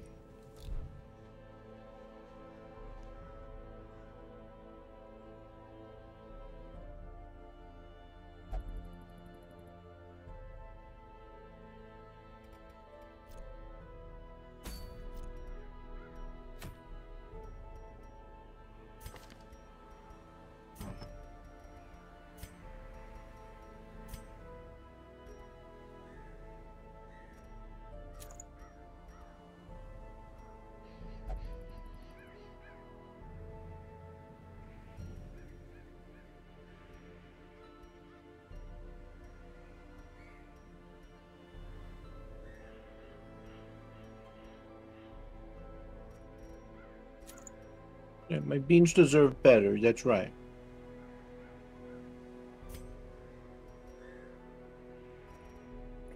Man, I couldn't imagine being like royalty or something and literally having not only my whole life dictated for me, but like I'm not allowed to do anything.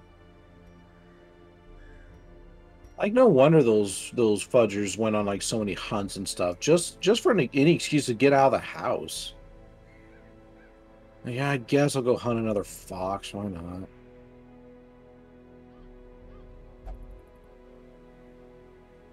I mean, to be fair, back at that time period, everybody basically had something that they were forced to do. You know, farmers had to go and work, otherwise they didn't eat. Well, they could eat.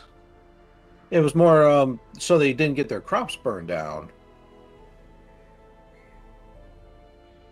No, there were a lot of farmers that if they didn't work their fields, they'd starve. I believe it. No, what I'm saying is when they worked their fields, they had plenty to eat from their fields. They had plenty of excess, too.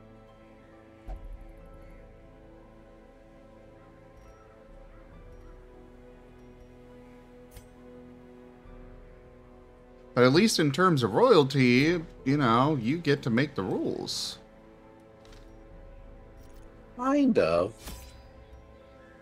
It was always a very complicated system. Like, for example, a king sure was the king, and he could do whatever he wanted, but he was also tied down by the various other ruling houses around him.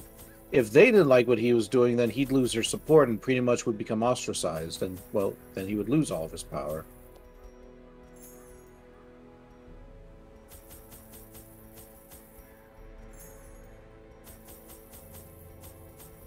I think we saw a great example of that with the Treaty of Versailles or something like that, where a king was essentially forced to sign off to say he would stop being an asshole.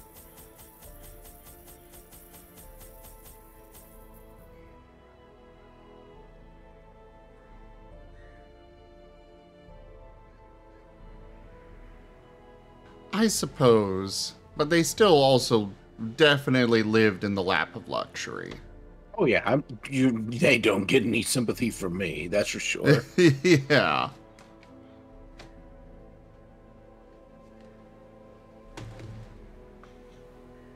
I mean, we still have royalty to this day. They've just changed their names to CEO. Yeah, CEO, president, blah blah.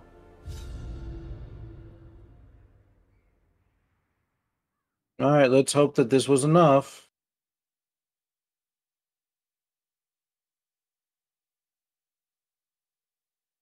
Like, you seriously think that any of those CEOs or the president or anybody like that puts in 40 hours a week of work? Oh, hell no. There you go. There's my gold medal. I just want my gold medal, that's all.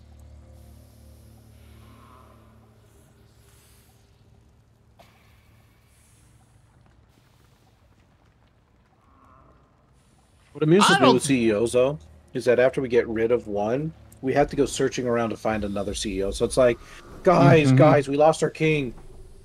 Let's go find another one to just to have. Yeah.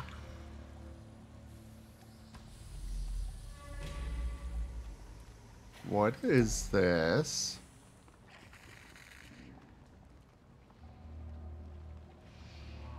Shambler's Altar. It says, the sacrifice of fire is the gate to ruin. Place a torch if you crave the void. Yeah, put a torch in if you want to have a boss battle. Yeah, I'm thinking no. I've just never run into this before.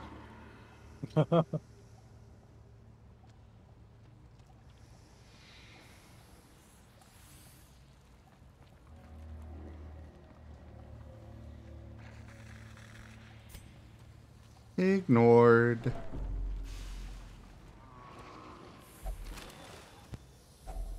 Glittering gold, trinkets and baubles, paid for in blood.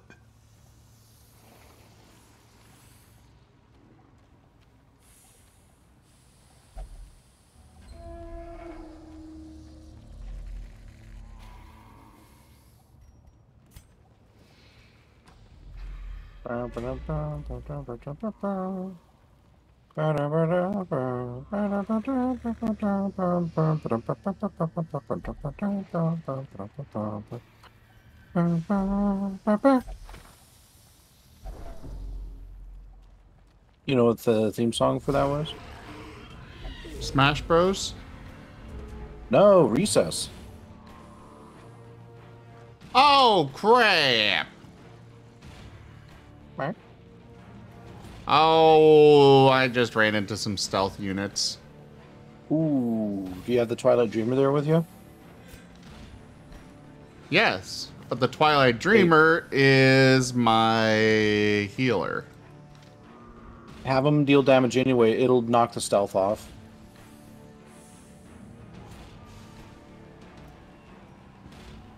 Area of effect attacks also work too.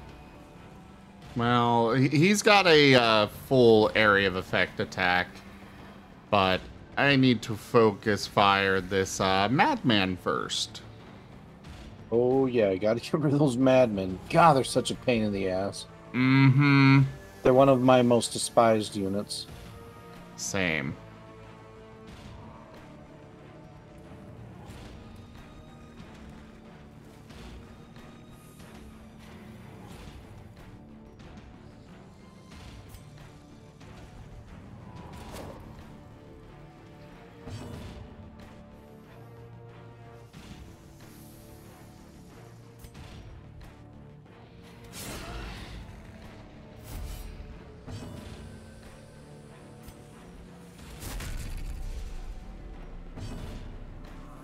And they all dodged the AoE. That'll happen sometimes. I hate it when it does. How dare you dodge my AoE?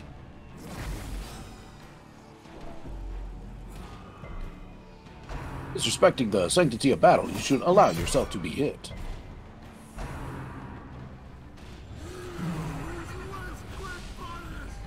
Festering fear consumes the mind.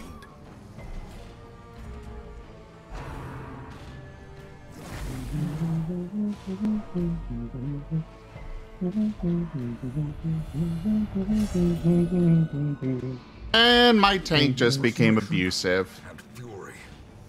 Or Already. than 100 cannons. Madman got him. Mm-hmm. Well, they also read a most unsettling passage in a book. Ooh. I was told by Cerebral that you want to avoid the books. They just don't have anything good in them. I mean, they do, but like it's much rarer than the bad.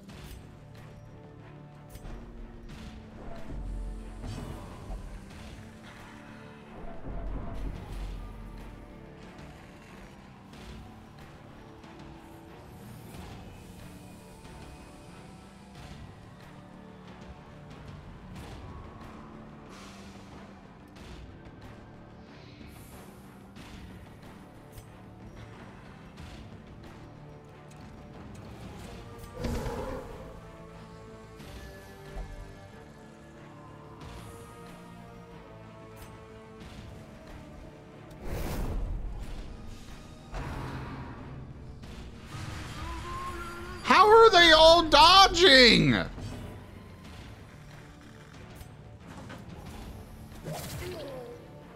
Finally, something hit.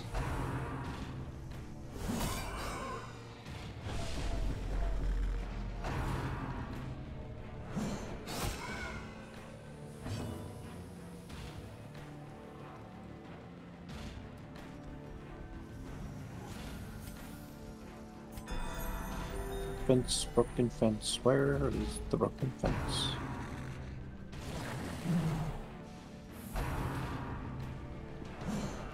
A devastating blow.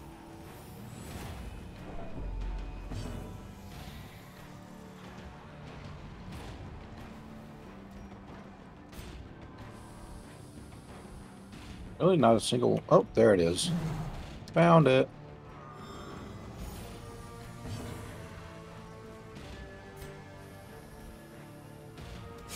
Confidence surges as the enemy crumbles.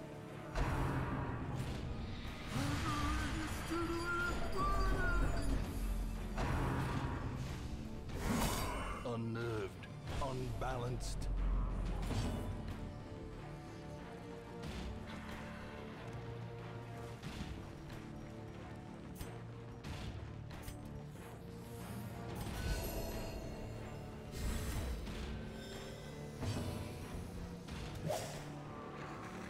Oh, for the love of...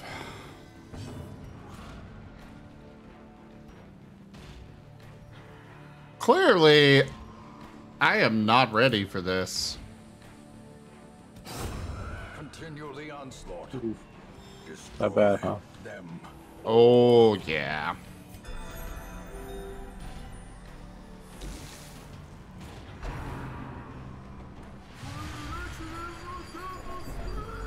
They just keep dodging all of my attacks. And my main tank is already at 170 stress. Their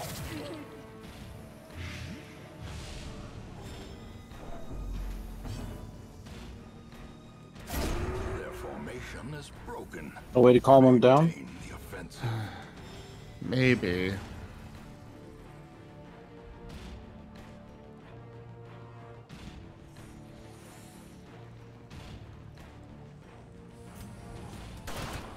Oh, this is a long-ass fence. There's got to be at least one broken section here. Press this advantage. Give them no quarter. I really want the reward from this dungeon, but... I kind of like to keep as many of my people alive as possible.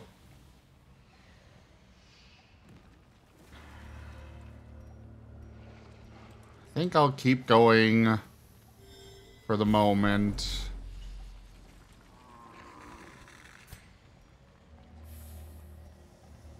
This is just a battle. We'll see how this battle goes.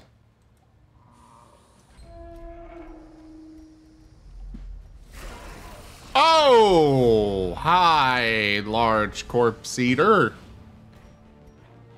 On the way?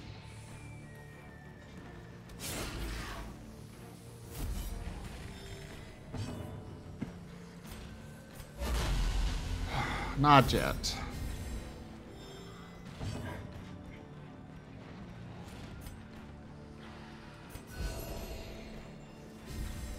A time to perform beyond one's limits.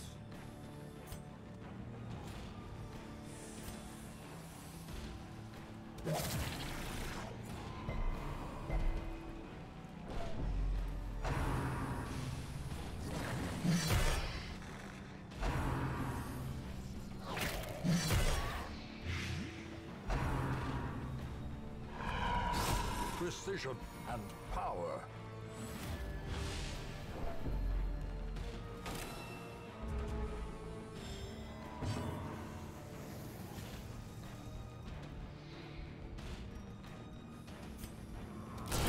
Masterfully executed.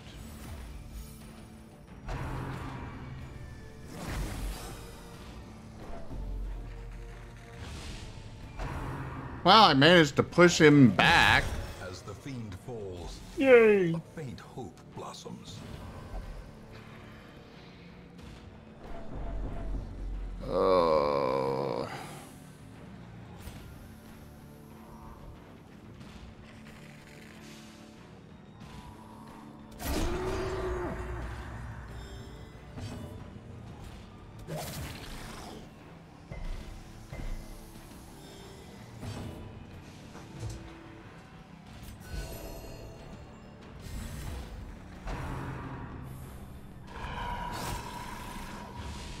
Diminished.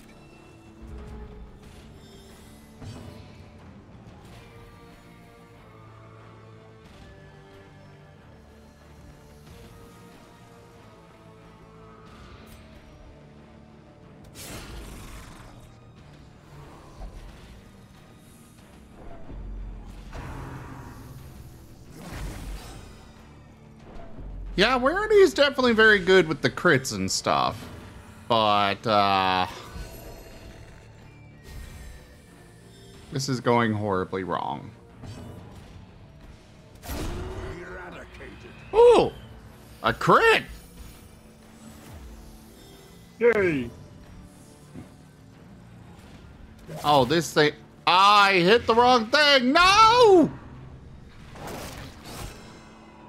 Ow! Facing the abyss.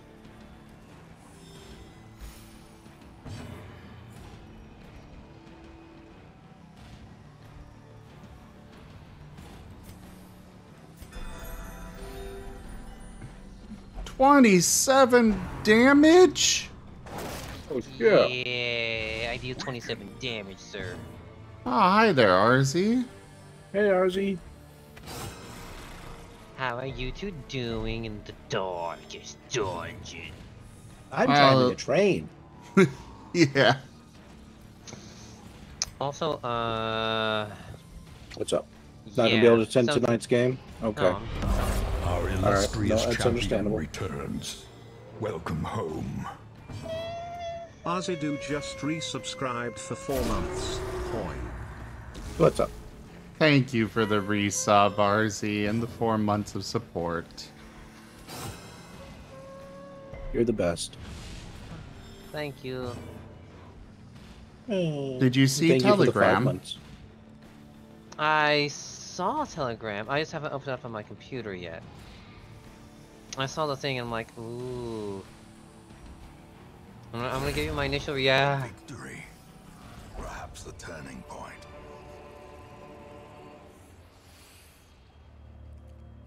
And here we go.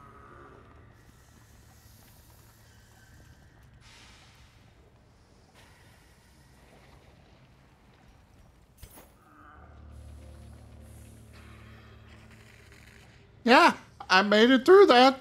Somehow. I think we're gonna abandon this quest. You will endure this loss Might be a wise idea. and learn from it.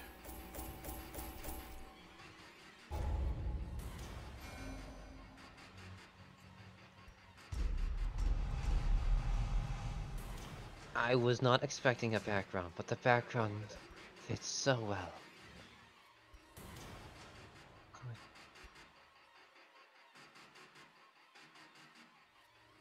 Oh, the sparkle details. It looks so... Delicious. A fresh, irritating stop, you know, I guess it's making me summer. really hungry. A sanguine memory to me.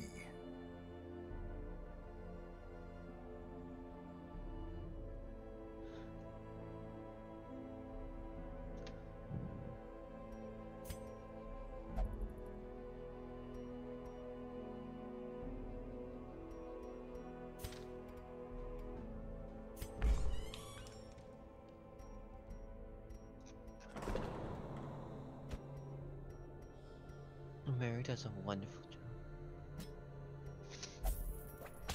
Merle does a wonderful job, you said? No. Well, happy birthday. Oh, today's your birthday? Next week. No, happy 6 days. birthday next week. Yeah, it's on the 17th. Yay! You should let me know. I will. Well, now I know. I'm saying you I- should have let me know before. I thought I told you beforehand. No, you didn't. Actually, he did. He let us both know. I do not recall that at all. Guess head pats. It's fine, it's fine, it's fine. It was one of Sometimes- those days where you were kind of out of it with tiredness. Oh, that would explain it. Yeah. I don't realize there's so many February birthday months. It's one of my friends' birthdays, too.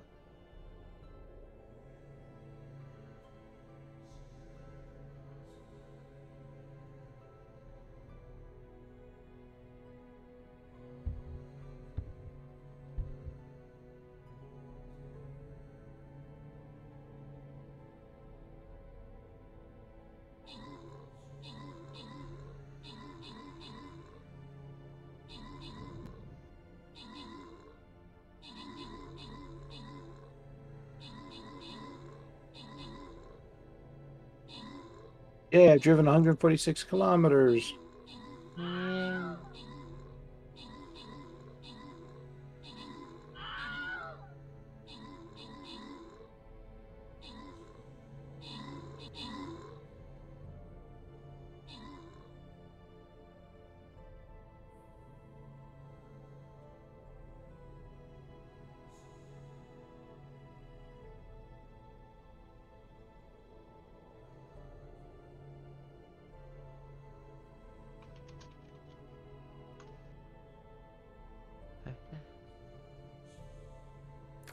ARZ.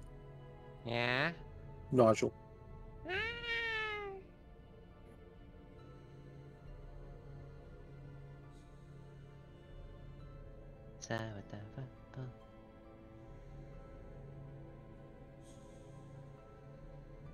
I mean, Endo, there's a reason the Wilhelm scream is used in literally everything.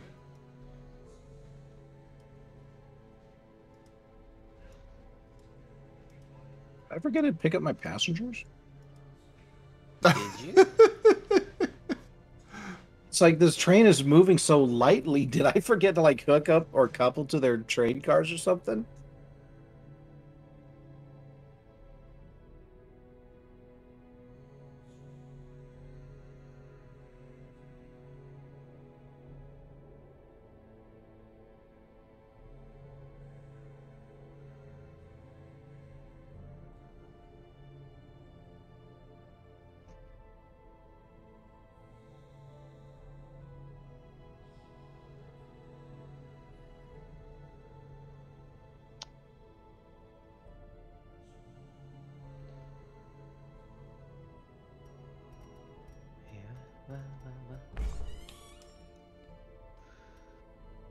And happy birthday to you as well, Zola, whenever Monday rolls around. That's a did I leave the stove on level of question. It should be fine. Our gas bill will just be through the roof this month. Did I leave the stove on? Turn it up to 11, go kaboom. But it doesn't go up to 11. Too All bad. manner of diversion Harder. and Make dalliance it await harder. those who cross the threshold with coin in hand.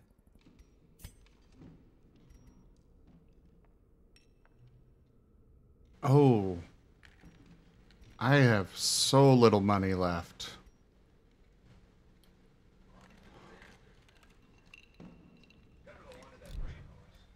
I'm gonna have to hold off on any further treatment right now. Y'all are just gonna have to suffer. I need another antiquarian, please.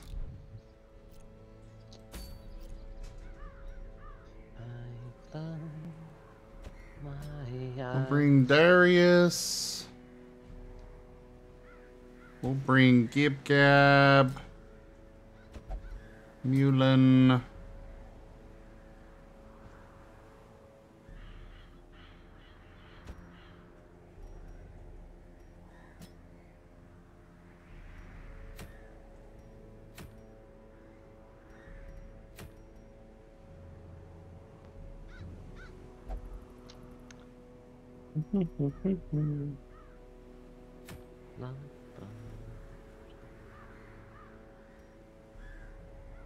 All Saints Day sounds nice, except I gotta gather 3 whole. It's a medium length. That doesn't sound nice. Not right now. Nothing for it but to go.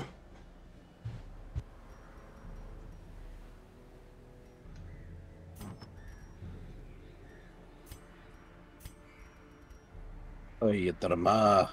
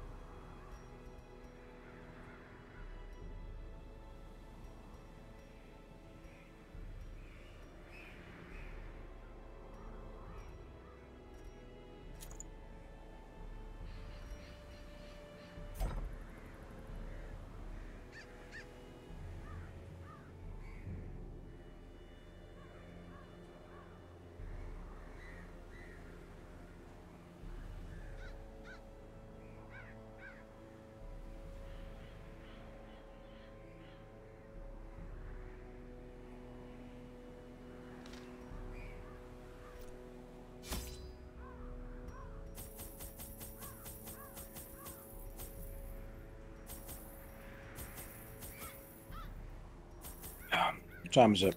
8:06? I'm almost wondering if that's enough time to get in another chapter. Ooh, I would love it. All right, let me finish up my train round, and then I might read a little bit for y'all then. How's the day? You missed a great chapter last night.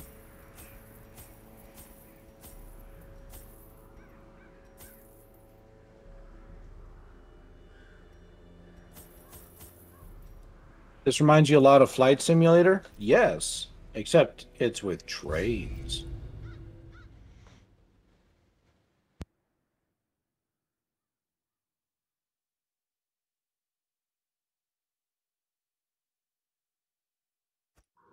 There's power in symbols. Collect the scattered scraps of faith and give comfort to the masses.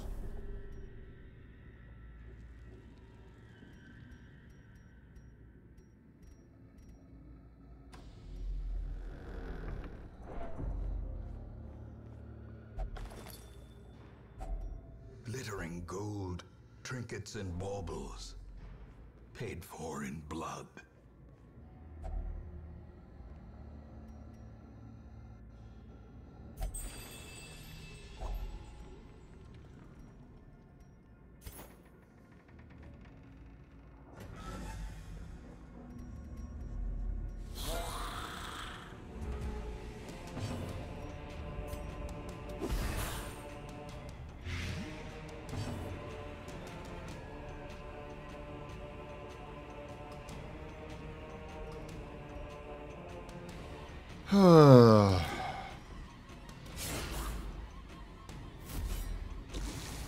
Rapasta!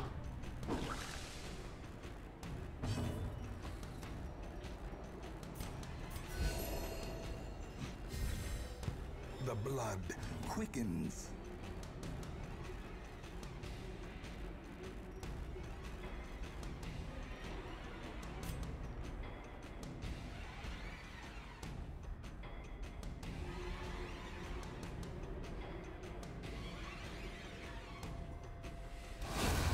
Continue the onslaught. Destroy them all.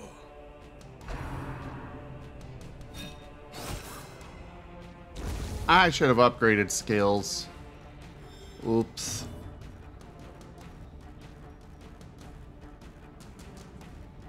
Well, get going, people. Start meandering. Push. Push! Be gone, fiend.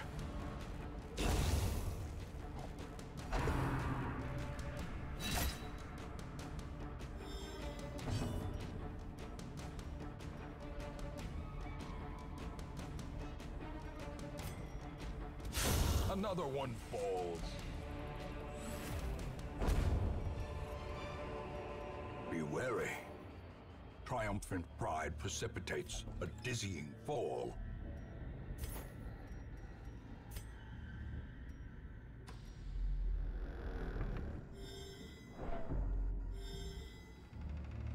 Oh no! Good point, Sirio. I did not have the money to upgrade skills. I am very much out of money. Yeah, it's too bad. You could sell some trinkets. I probably should. Either way, that opportunity is past me at the moment.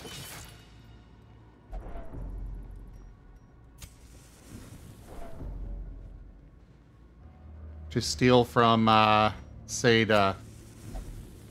Dang it, pass him.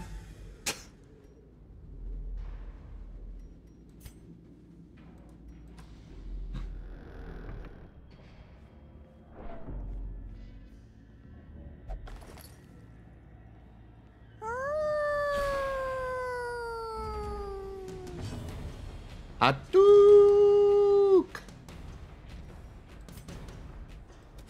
Eradicate. Ooh! Very nice, Darius. Very nice, very nice.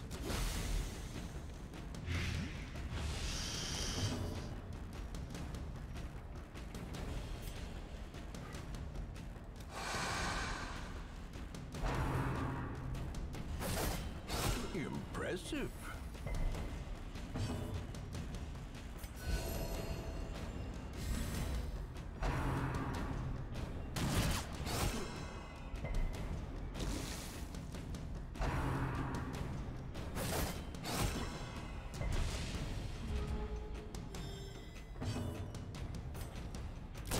Obliterated. Obliterate the waste! No. weapon that cuts on its own.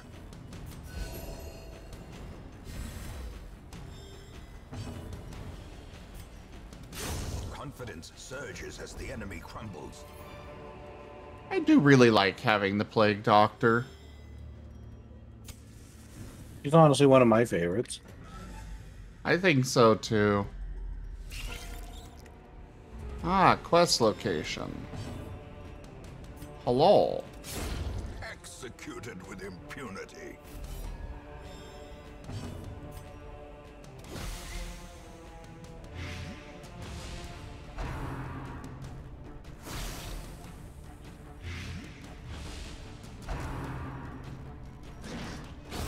Another abomination cleansed from our lands. Doop doop doop doop doo doo doo doo doo doo doo doo doo doo doo doo.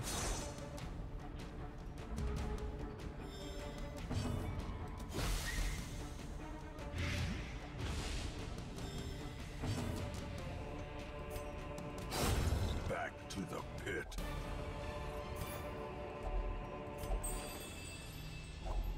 Packs laden with loot are often low on supplies.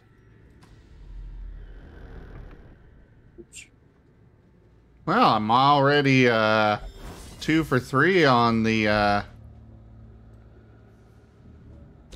on finding the quest stuff.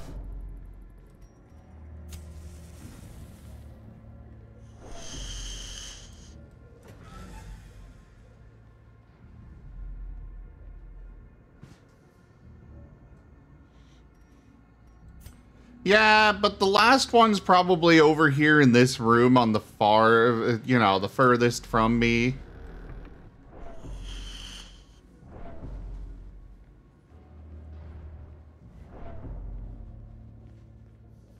I mean, that's how these kinds of game, you know, that's how the RNGesus in this game works.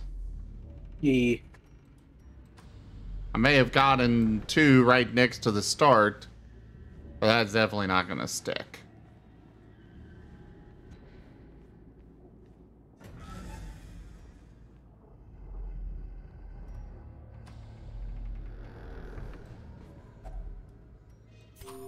Also, if you want to do the reading, I'm ready to go whenever you are. Yeah, I'm just finishing up my train bit. Ah, okay. I've got about 6 more kilometers, and then I think that's my final stop. And then I'll probably get a bronze because I did do very well this mission. Well, yeah, you left a bunch of people behind. Not my fault. They should have duct taped themselves to the side of the train.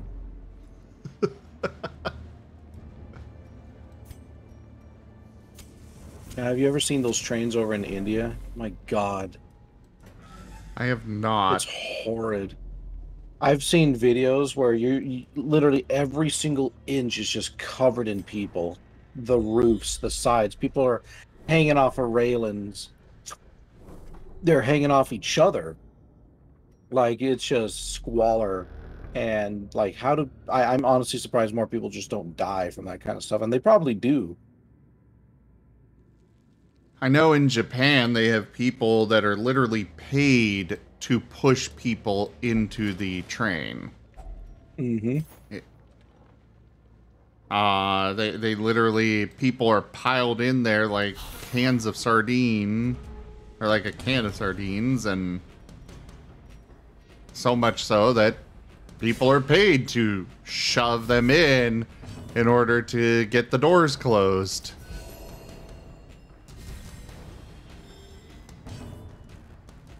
They're literally called people smashers. It doesn't actually surprise me. Mr. People Smasher. Push, push, push.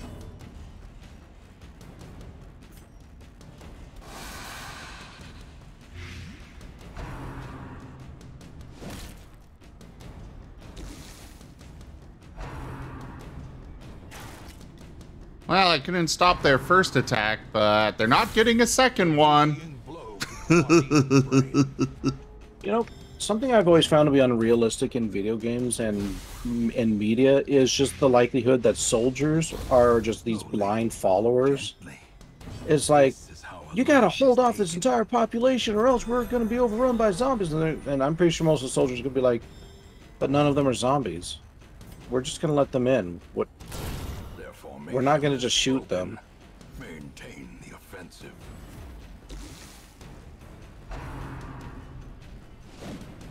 Press this advantage. There are a lot of interesting things in media. These nightmarish creatures can be felled. Interesting concepts. Mm-hmm.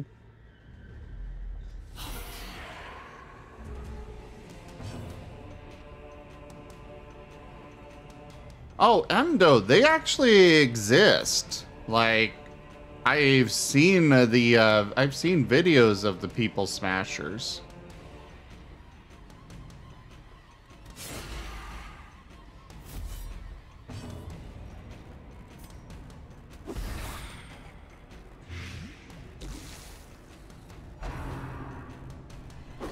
But yeah, I don't believe that even commanding officers and such would even issue such orders like gun them down. Granted, I will also say that I don't know if we could really say how people would react in such a situation when we haven't seen one.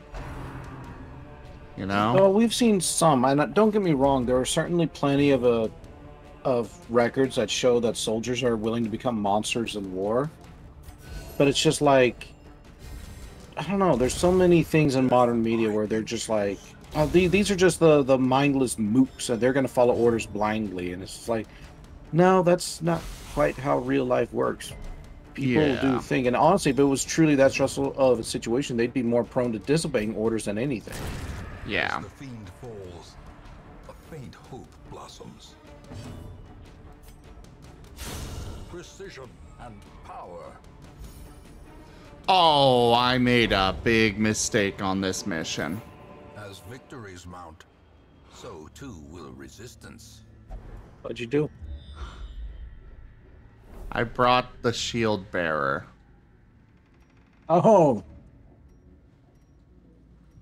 That's special class. Like, they're great on short ones, but when you need to camp, good luck! If you can get past 3 of those streams, I think it goes away.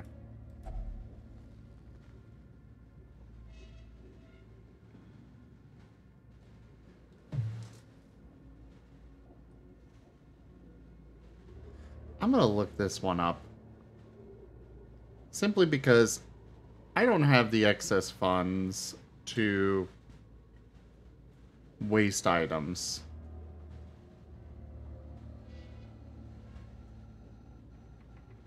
Oh, use holy water, hero recovers 30 stress. Ah, very nice. Well, who's got the most stress? Darius does.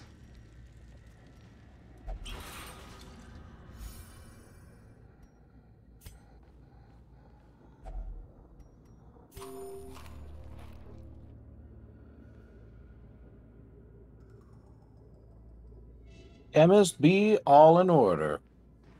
Yep, I got bronze out of it. I figured I would.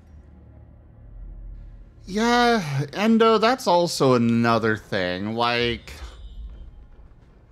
every zombie movie, game, series, whatever,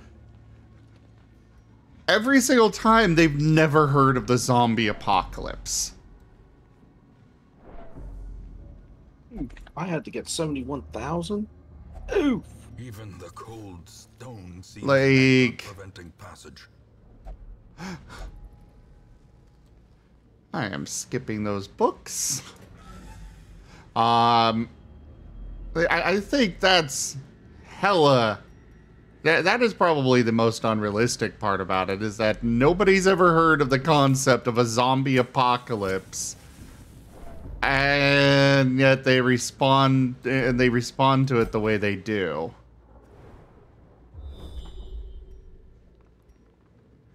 Oh, okay, so the quest location was not the very last room.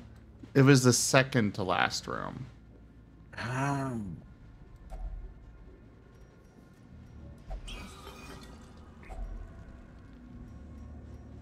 Alrighty. I can do the reading now. We've only got about 40 Alright. minutes, though. I am ready. Okay, let me go find the book.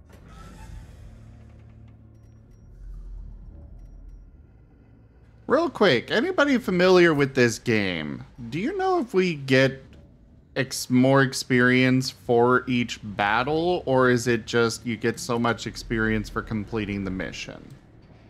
While he's looking up that book. Found it. Oh.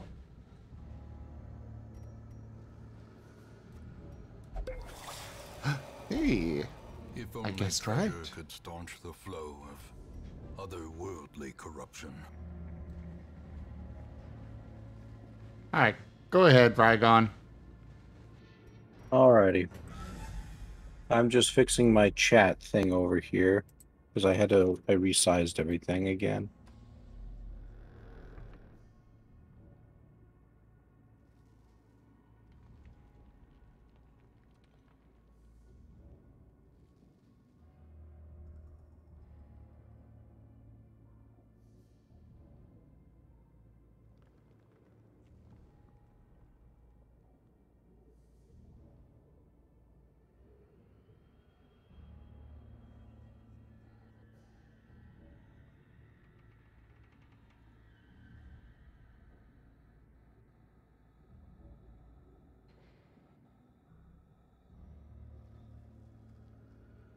Come on now.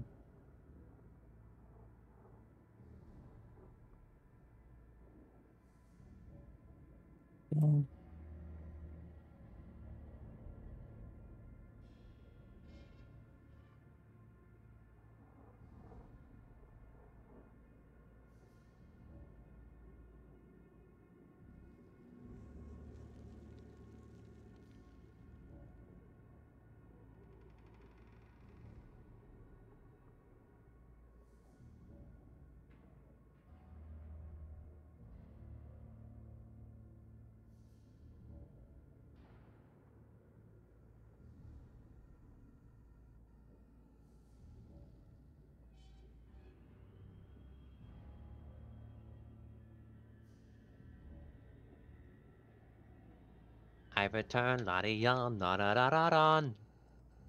Welcome back. I'm just doing some resizing over here, and then I'll be doing some reading if you want to listen. Oh.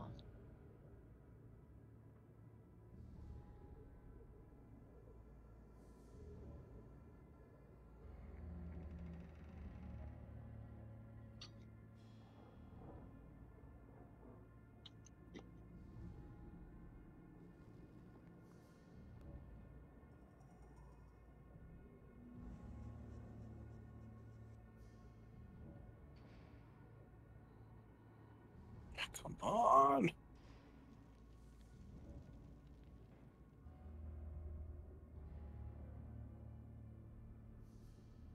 Alright, well, I looked it up.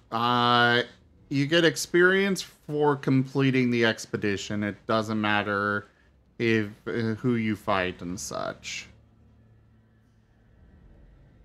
Makes sense.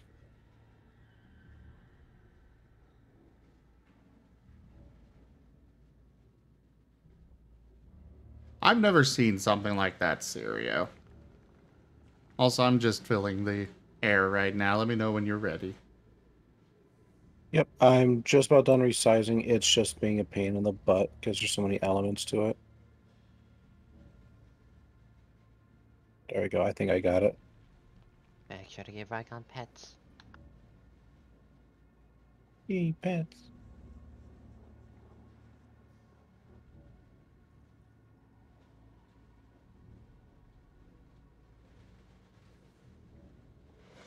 That's good enough. All right.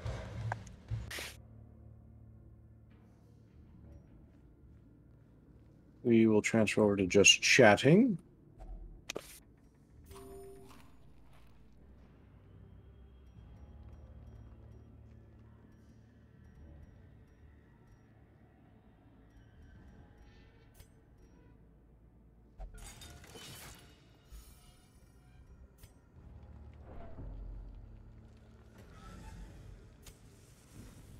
All right.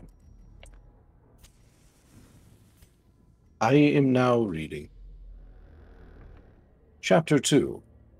Late afternoon in the desert. The Real shadows quick, were growing. mind saying the title of the book and stuff? I already did. It's in my chat. I was meaning for It's the in my recording title. and stuff. Oh. The Sorry. book itself is Red Sails in the Fallout by Paul Kidd. We are going to be reading through chapter 2, or at least partway through.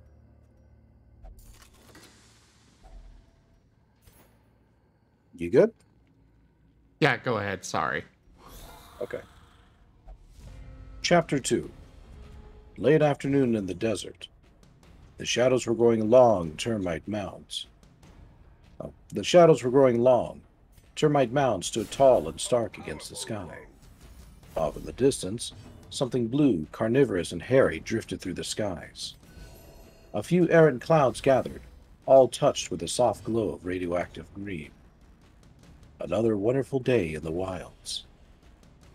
A row of termite-eaten poles stretched off into the south, following the path of an ancient blacktop road. Beside the road, beneath a flowering acorn myrtle, Shani had dug out a delightful little cat.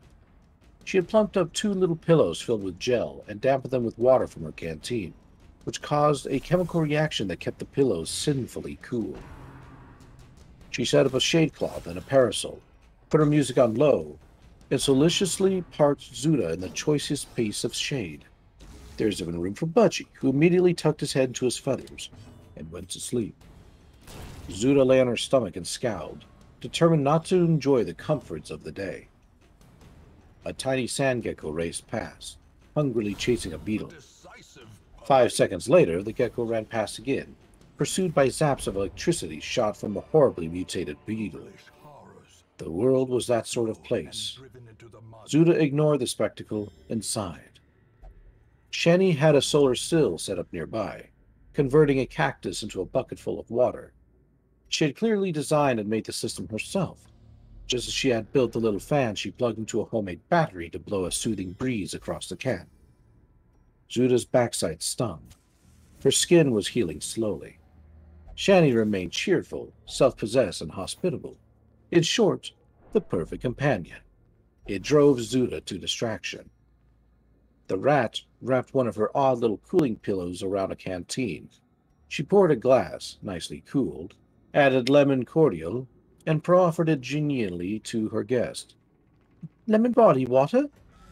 Why anyone would put grain in a cool drink was beyond her, but Zuda's mouth watered at the sight of the cold, dew-beaded glass. It was incredibly delicious. She drank like a horse, only to find another glass waiting for her once she had finished. Shani laid a cold compress upon Zuda's throbbing rear and settled it happily into place. There we are. Should keep the swelling down. The rat waved one neat, elegant hand. It's a cooling pack. Once you moisten it, the thing stays cold. It was a miracle. Zuda blinked in surprise. Where did you get those? I found them. A lot of ruins. The buildings most people don't bother with have them. Old camping stores, clinics. I tested the beads, found what they did, and put them to use. QED. The rat clinked a cool glass against Zuda's drink. Cheers. All right. Zuda had to concede that the rat had a certain gift. Nevertheless, she was annoying. Bright and chipper people always were. The great Sky Bunny only knew how many scavengers had looked at those damn little clear beads in the past and dismissed them as packing material. The rat was clearly something of a genius. Well, perhaps an idiot savant, but she was still a damned liability in the wilds. The long afternoon finally drew toward night. Zuda seethed, even as a wonderfully varied dinner was prepared from sets of pre-made meal packets that the rat, of course, had prepared far in advance. Zuda was more of a takeaway food fan. She would find an animal, take away its life, take away its skin, heat it, and eat it. The rat's cooking, mouth-watering with herbs, spices, and sauce, was a definite shock to the system. Shani served her guest first, giving her the correct cutlery, then ate happily in the shade beneath her parasol. She peered genially over the edge of her glasses at the scruffy, scowling guest. Feeling anything? What, a pain in the bum? No, alpha mutation. The rat wiggled her toes, perfectly happy with life. You know, shifts in the old DNA, dark essences surging through your soul? No, not really. Ah, well, can't be helped. The rat stretched deliciously, gaping her chiseled teeth in a wide yawn. Shall we get moving? The heat seems to have bogged off at last. Zuda rose, wincing as her backside twinged with pain. Budgie tried to pretend that he was fast asleep. Zuda rapped him on the head to let him know that she was on to him, and hobbled off to fetch the pack and saddle. She stood and scanned the horizon. Nothing moved. Nothing stood out. There was only the long line of poles and occasional patches of ancient asphalt road. Who's a pretty boy, then? Shani was messing around with Budgie again. Zuda flattened her ears and ignored it. She changed clothes, swapping one stained singlet for another, ready to armor up and hit the road. Shani bustled by with her blankets and parasol and looked at Cole's midriff in delight. Oh, that's so cute. What? Zuda looked down at herself and covered up. Quit looking at my pouch. Sorry, but the marsupial thing is fascinating. Shani made a closer inspection. So, technically, I guess you'd have 3 breasts. No, technically I have 2 breasts and a pouch. The Cole pulled her shirt as far down as it could reach. Could we forego the reproductive curiosity? All in the name of science, old horse. To the inquiring mind shall come the treasures of wisdom. Zuda muttered a curse, threw on her armor, making sure it covered her damned midriff, then buckled on her knives, mace, binoculars, and a quiver of crossbow bolts. Dressed in a red and white bobble hat, her pocket-smothered shorts, and a neat new singlet, Shani trundled her bicycle over onto the hard sand and mounted up. She rang the bell, much to Budgie's delight. Zuda swung up into the saddle and took another sharp look around the horizon. Then, the 2 women moved south. The shadows grew long and rich with orange light. In the evening, insects began to stir. Overhead, a few wisps of cloud steamed rose-pink into the west. The sands were hushed and quiet. It was the desert at its best. Zuda heaved a sigh, glad to just be riding through the quiet of the day. Shani kept pace with the giant Budrigar, cycling along happily, taking in the view. The white rat drew in a breath of sheer delight, then inevitably, she began to chat. Ah, marvelous! So good to get out and do real field research at last. Zuda glanced down at the slender white rat. I'm not sure you're suited to it. No, of course I am. It's in the blood, in the soul. We're the fuse mutants, you know. Rats, bane to the partners of mankind. Zuda raised one antenna. Really? Really? Shani warmed to her subject. We are the very embodiment of science. Is that good? Of course it's good. It's pure. It's noble. Shani waved one hand in enthusiasm, almost staring into a rock. Science is liberty, the breath of freedom, the noble reach of mind seeking to make a better world. I'm fairly certain that dried-up seas, mutant porcupine plants, and killer sand sharks have not made this place a better world. Ah, but that was not because of science. That was cruel fate. It is up to science to make us a new home in these new lands, to open horizons. Zuda sucked on a fang. And you'll be orchestrating this because you're some sort of hereditary genius? Evolved as a helpmate, as a partner. Shani looked eagerly up the quote. You see, once upon a time, long before the great disaster, a perfect union was formed. Humans and laboratory rats worked hand in hand to try and further the benefits of science, both races working together. Humanity created the laboratory rats to be beings of science, to to help both species onward to a better future. Well, then came the great disaster. The humans are no longer the only evolved creature, so now the noble task falls upon us, their partners. Lab rats are here to carry on the noble tradition, to learn, to research, to benefit, and heal the world. They are drawn to a halt on a low rise of sandstone. Shani excitedly fished into her pockets for her spare glasses. Kept lovingly inside the case was an ancient yellow piece of newspaper. She unfolded it carefully. With reverent hands, she pressed the paper flat, looking at it with love. I found this in an ancient archive when I was a nestling. Zuda had no idea how to read. What does it say? The rat girl gently stroked the ancient headline. Laboratory rats give final proof. Cure for ovarian cancer found. Shani's eyes looked from a perfect past into a glorious new future. A partnership. Humans and rats. One family researching together side by side, trying to make a better tomorrow.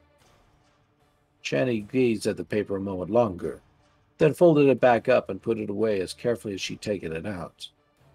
They rode along together in silence. Zuda heaved a sigh and kept her thoughts to herself.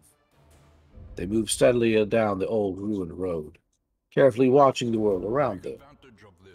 Here and there, luminous bugs perched in the scrub, stretching their wings. Small creatures were on the loose, speedy snails and geckos moving around under a huge full moon. The light was excellent. Predators and scavengers would be all out and on the job. The broken wooden poles beside the road gave way to a row of tall, spindly pylons, each one topped by an ancient streetlight. There are some hillocks in the dirt nearby, possibly an entire string of old houses covered over by sand. Alternatively, it might actually be sand. Shani stood on her pedals and looked over the site with glee, her hat with two red baubles gleaming absurdly in the dark. Excellent. You know, I have a feeling those might be buildings. Just hang back. Zuda tested the night breeze. There was a faint scent of moisture and a weird tingle of danger. She looked for a way to circle downwind of the ruins unseen. Lots of things like ruins. You have to approach these places cautiously. Oh, wacko. The rat was not really listening. Never fear. I'll be the soul of caution. Zuda turned to carefully examine the local desert. By the time she turned around, Shani was already pedaling off towards the sand mounds. Zuda cursed, kicking Budgie into a canter, and raced to cut the girl off. Hey! Budgie suddenly ground to a halt, absolutely refusing to step any closer to the ruins. At least someone had some sense. Zuda planted her fists on her hips and glowered at the rat. Now look, I am the wilderness expert. You are the technical dude. You do not approach ruins unless they've been personally cleared as safe by my say-so. Shani looked a little chagrined. Oh, yes, if you say so. Right. Zuda dismounted. She slung her shield across her back, took her crossbow in her arms, and loaded it. So, we do this properly, skilled and aware.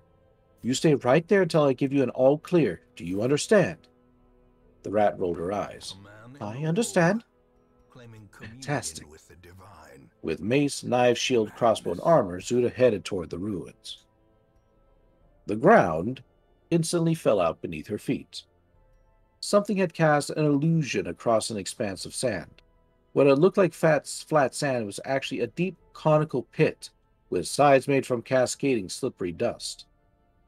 Zuda lost her crossbow. She fell slipping down the slope. One brief glimpse at the bottom of the pit showed a great pair of insect mandibles jutting up from beneath the ground, flashing hungrily as its dinner slid toward it. Zuda yanked out her two knives and jammed them into the dirt, frenziedly trying to claw her way back up to the top of the pit. Help me! From a few meters away from the pit, Shani cried out uncertainly, Is that an all clear? No, that's a help me! Zuda scrabbled for purchase on the shifting sand. Below her, massive mandibles scissored at the bottom of the pit. The enormous antlion larva made a delighted growling sound, anticipating Quo for dinner. Zuda desperately tried to climb. Get me out! There's a bug in here! Shani poked her head over the edge of the pit. She looked at the carnivorous insect ravening away at the bottom of the pit, sucked her incisors in thought, then disappeared. Zuda bellowed for her again, only to see a little fizzing firefly go whirling through the air above her, trailing sparks. It landed at the bottom of the pit. Pipe bomb. Zuda tried to hunch beneath the shield across her back. Moments later, there was an immense boom. The ground bucked and something slammed hard against Zuda's back. Debris crashed off her shield. One chunk of something moist and ghastly hit the back of her head. The breath was knocked clean out of her. A cascade of bug juice came gooshing down all over her. Zuda, covered with bug innards, saw stars as she slowly slid down the side of the pit. Unable to move, she heard Shani's voice through the ringing in her ears. "How's that?" "That's good. Thanks." Dazed, Zuda lay at the bottom of the pit. Perfect. The antlion larva was missing its head and a large chunk of its forequarters. The rest of it was twitching in an appalling lack of sympathy for Zuda's condition. The Ghoul girl's head spun. She tried to move her toes. "Shani? I can't move." That's a shock. Sorry, I used a bomb that had no casing. You know, no nails and chains and scrap metal. But it has a bigger bang." "What the hell is the stuff all over me?" "Juice." "Juice? What do you mean, juice?" "Juice?" The rat seemed happy to explain. "Technically, the liquid part of a vegetable, fruit, or insect. Which is why I normally only drink tea." Zuda's stomach jerked. "I think I'm gonna be sick." "Oh, that might be good. You could gum up the sides of the pit together and climb out." "You're not helping." Zuda swallowed hard. The stench of bug guts was utterly nauseating. Normally she didn't mind eating insects, but the insides of the antlion larva smelled like a dead dingo's rectum. "Get me out." A rope, newly plaited from tent cord, slid down into the pit. It flopped onto the ground beside Zuda. Shani called down happily from above. "Right, grab on."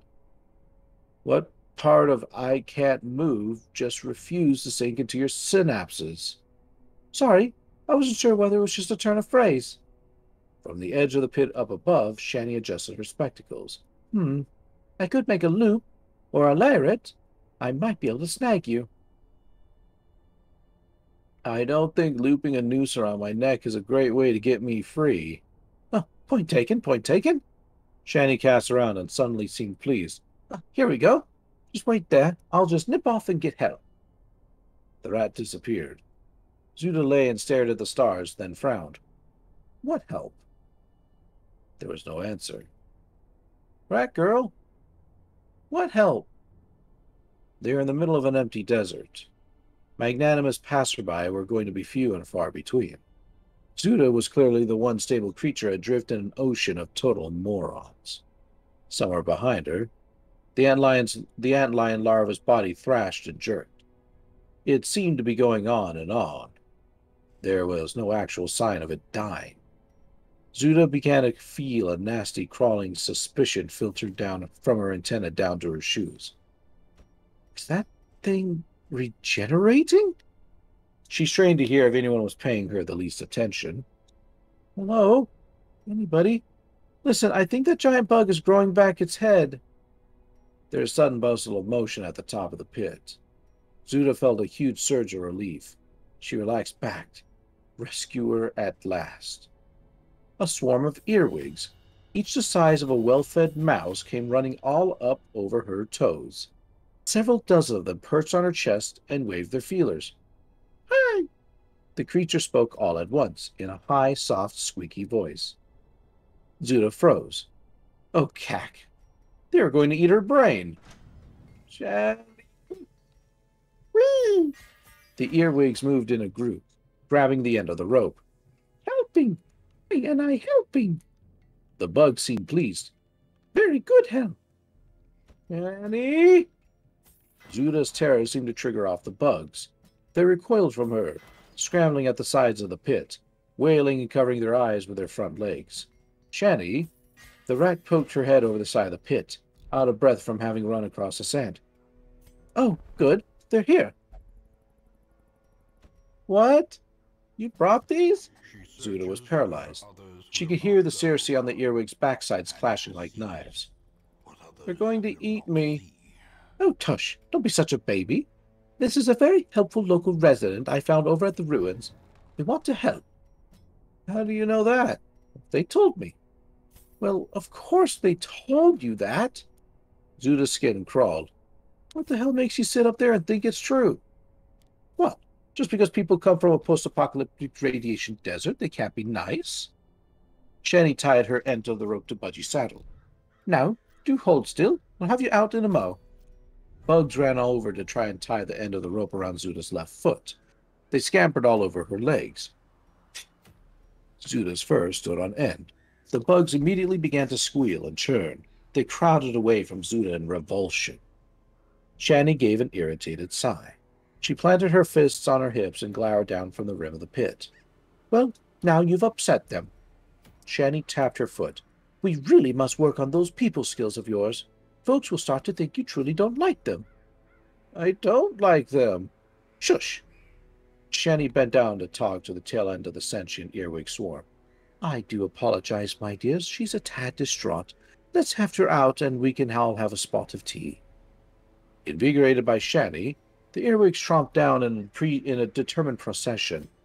Some clambered up onto Zuda's chest to oversee the operation, while others dragged the rope and tied it around her boot. Zuda glowered at the things. One of the earwigs actually seemed to blow a raspberry at her. It turned its back and clashed its pincers. Zuda gave a sniff. Fine. Be like that. The earwigs tugged the knot tight. A chorus of them called and waved to Shani. The rat girl looked down into the pit, then signaled Budgie to back away. Up we come.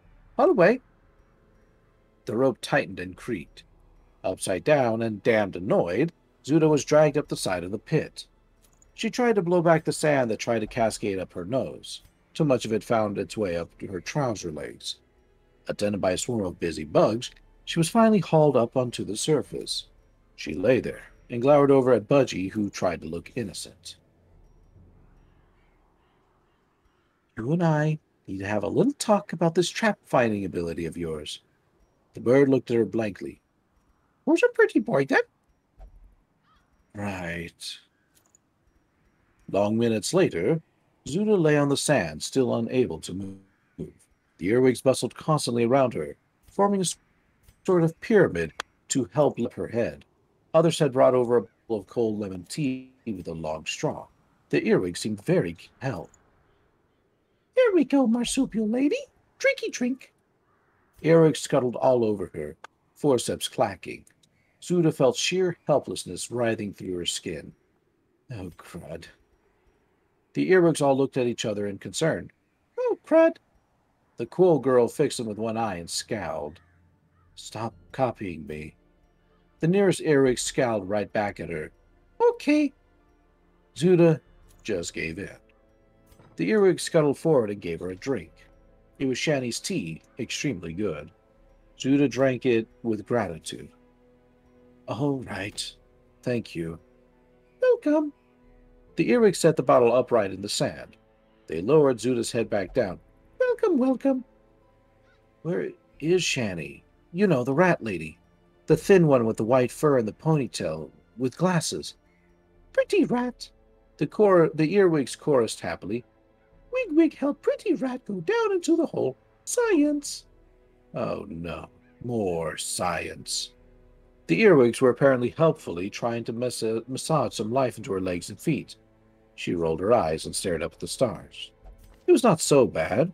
She just had to imagine that it was something other than earwigs. Shani came trapezing up out of the antlion pit, sounding pleased. She tossed jars and equipment onto the sand beside her. So, how are you doing, old gal? Still a tad stiff? I still can't move, if that's what you mean. Thought not. The rat seemed tired but elated. The critter had a paralytic poison it was intending to inject you with. When it blew up, it ended up all over your clothes and fur. Soaked into the skin, you see. The rat waved a sealed jar. I have a sample, all airtight and sealed. I got it from the guts. Lovely. Zuda rolled her eyes toward the earwigs. Why are they still here? They're interesting. Shani seemed pleased. And they might not be quite the correct term.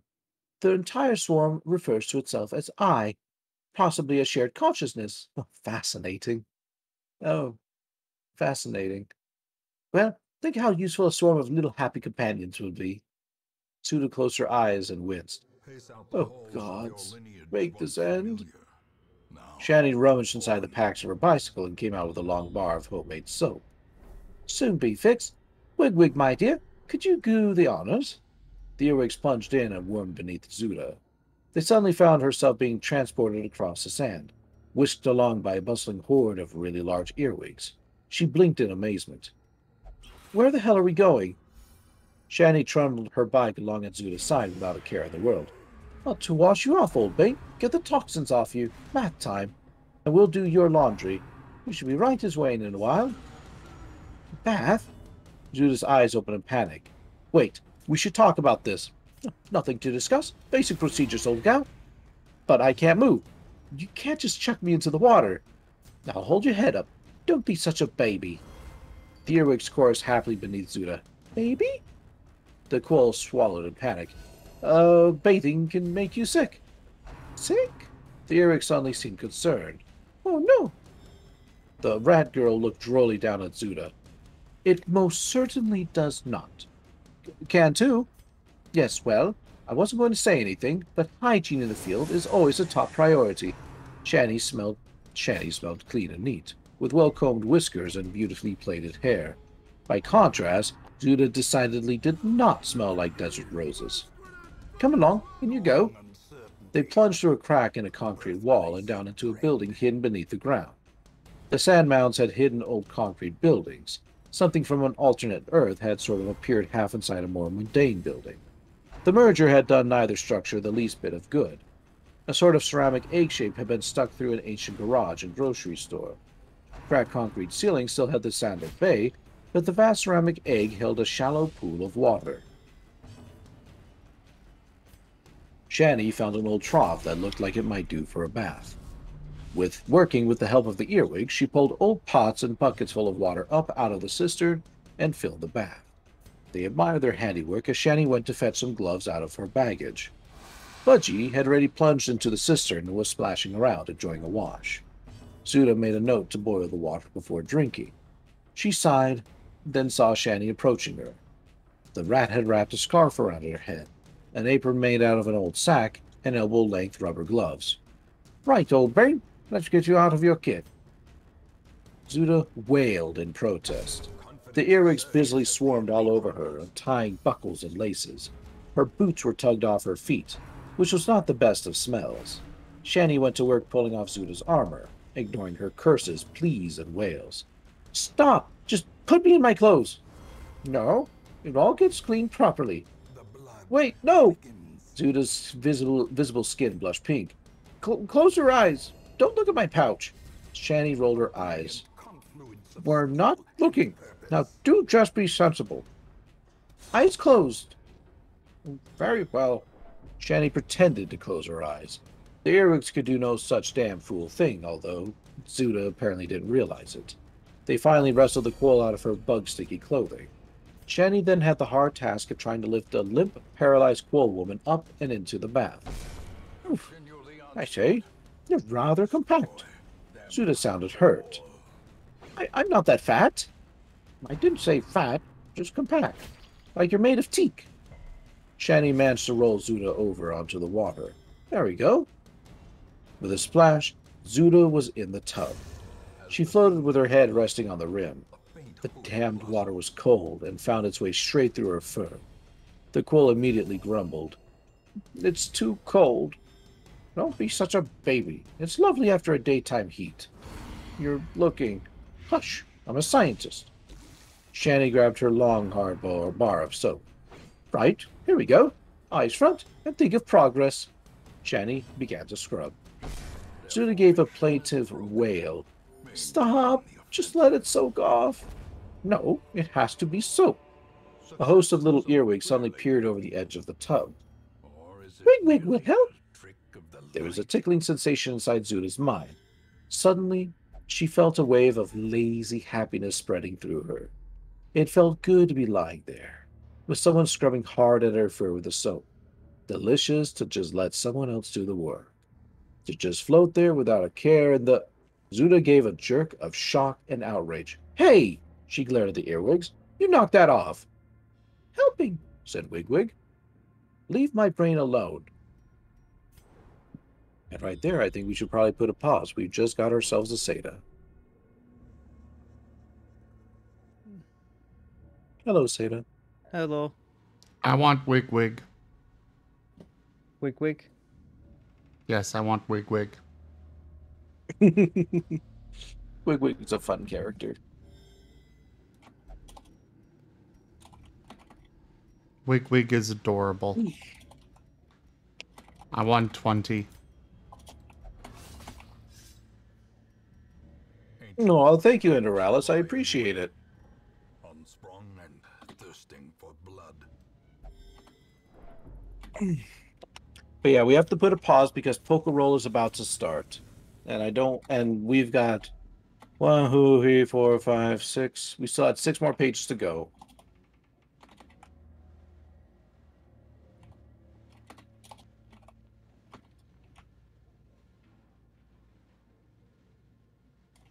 How'd your stream go today,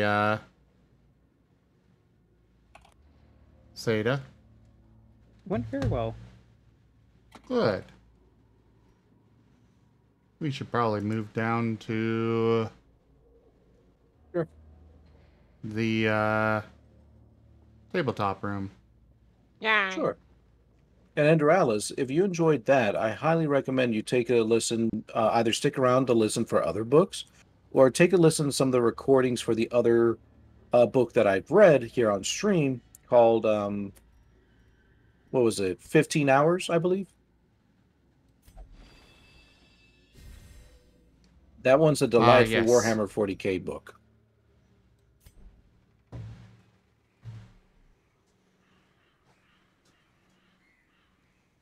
Alright, let me go ahead and wrap up this recording and we can get started. Can I get the title and tip goal sent, please? Sure.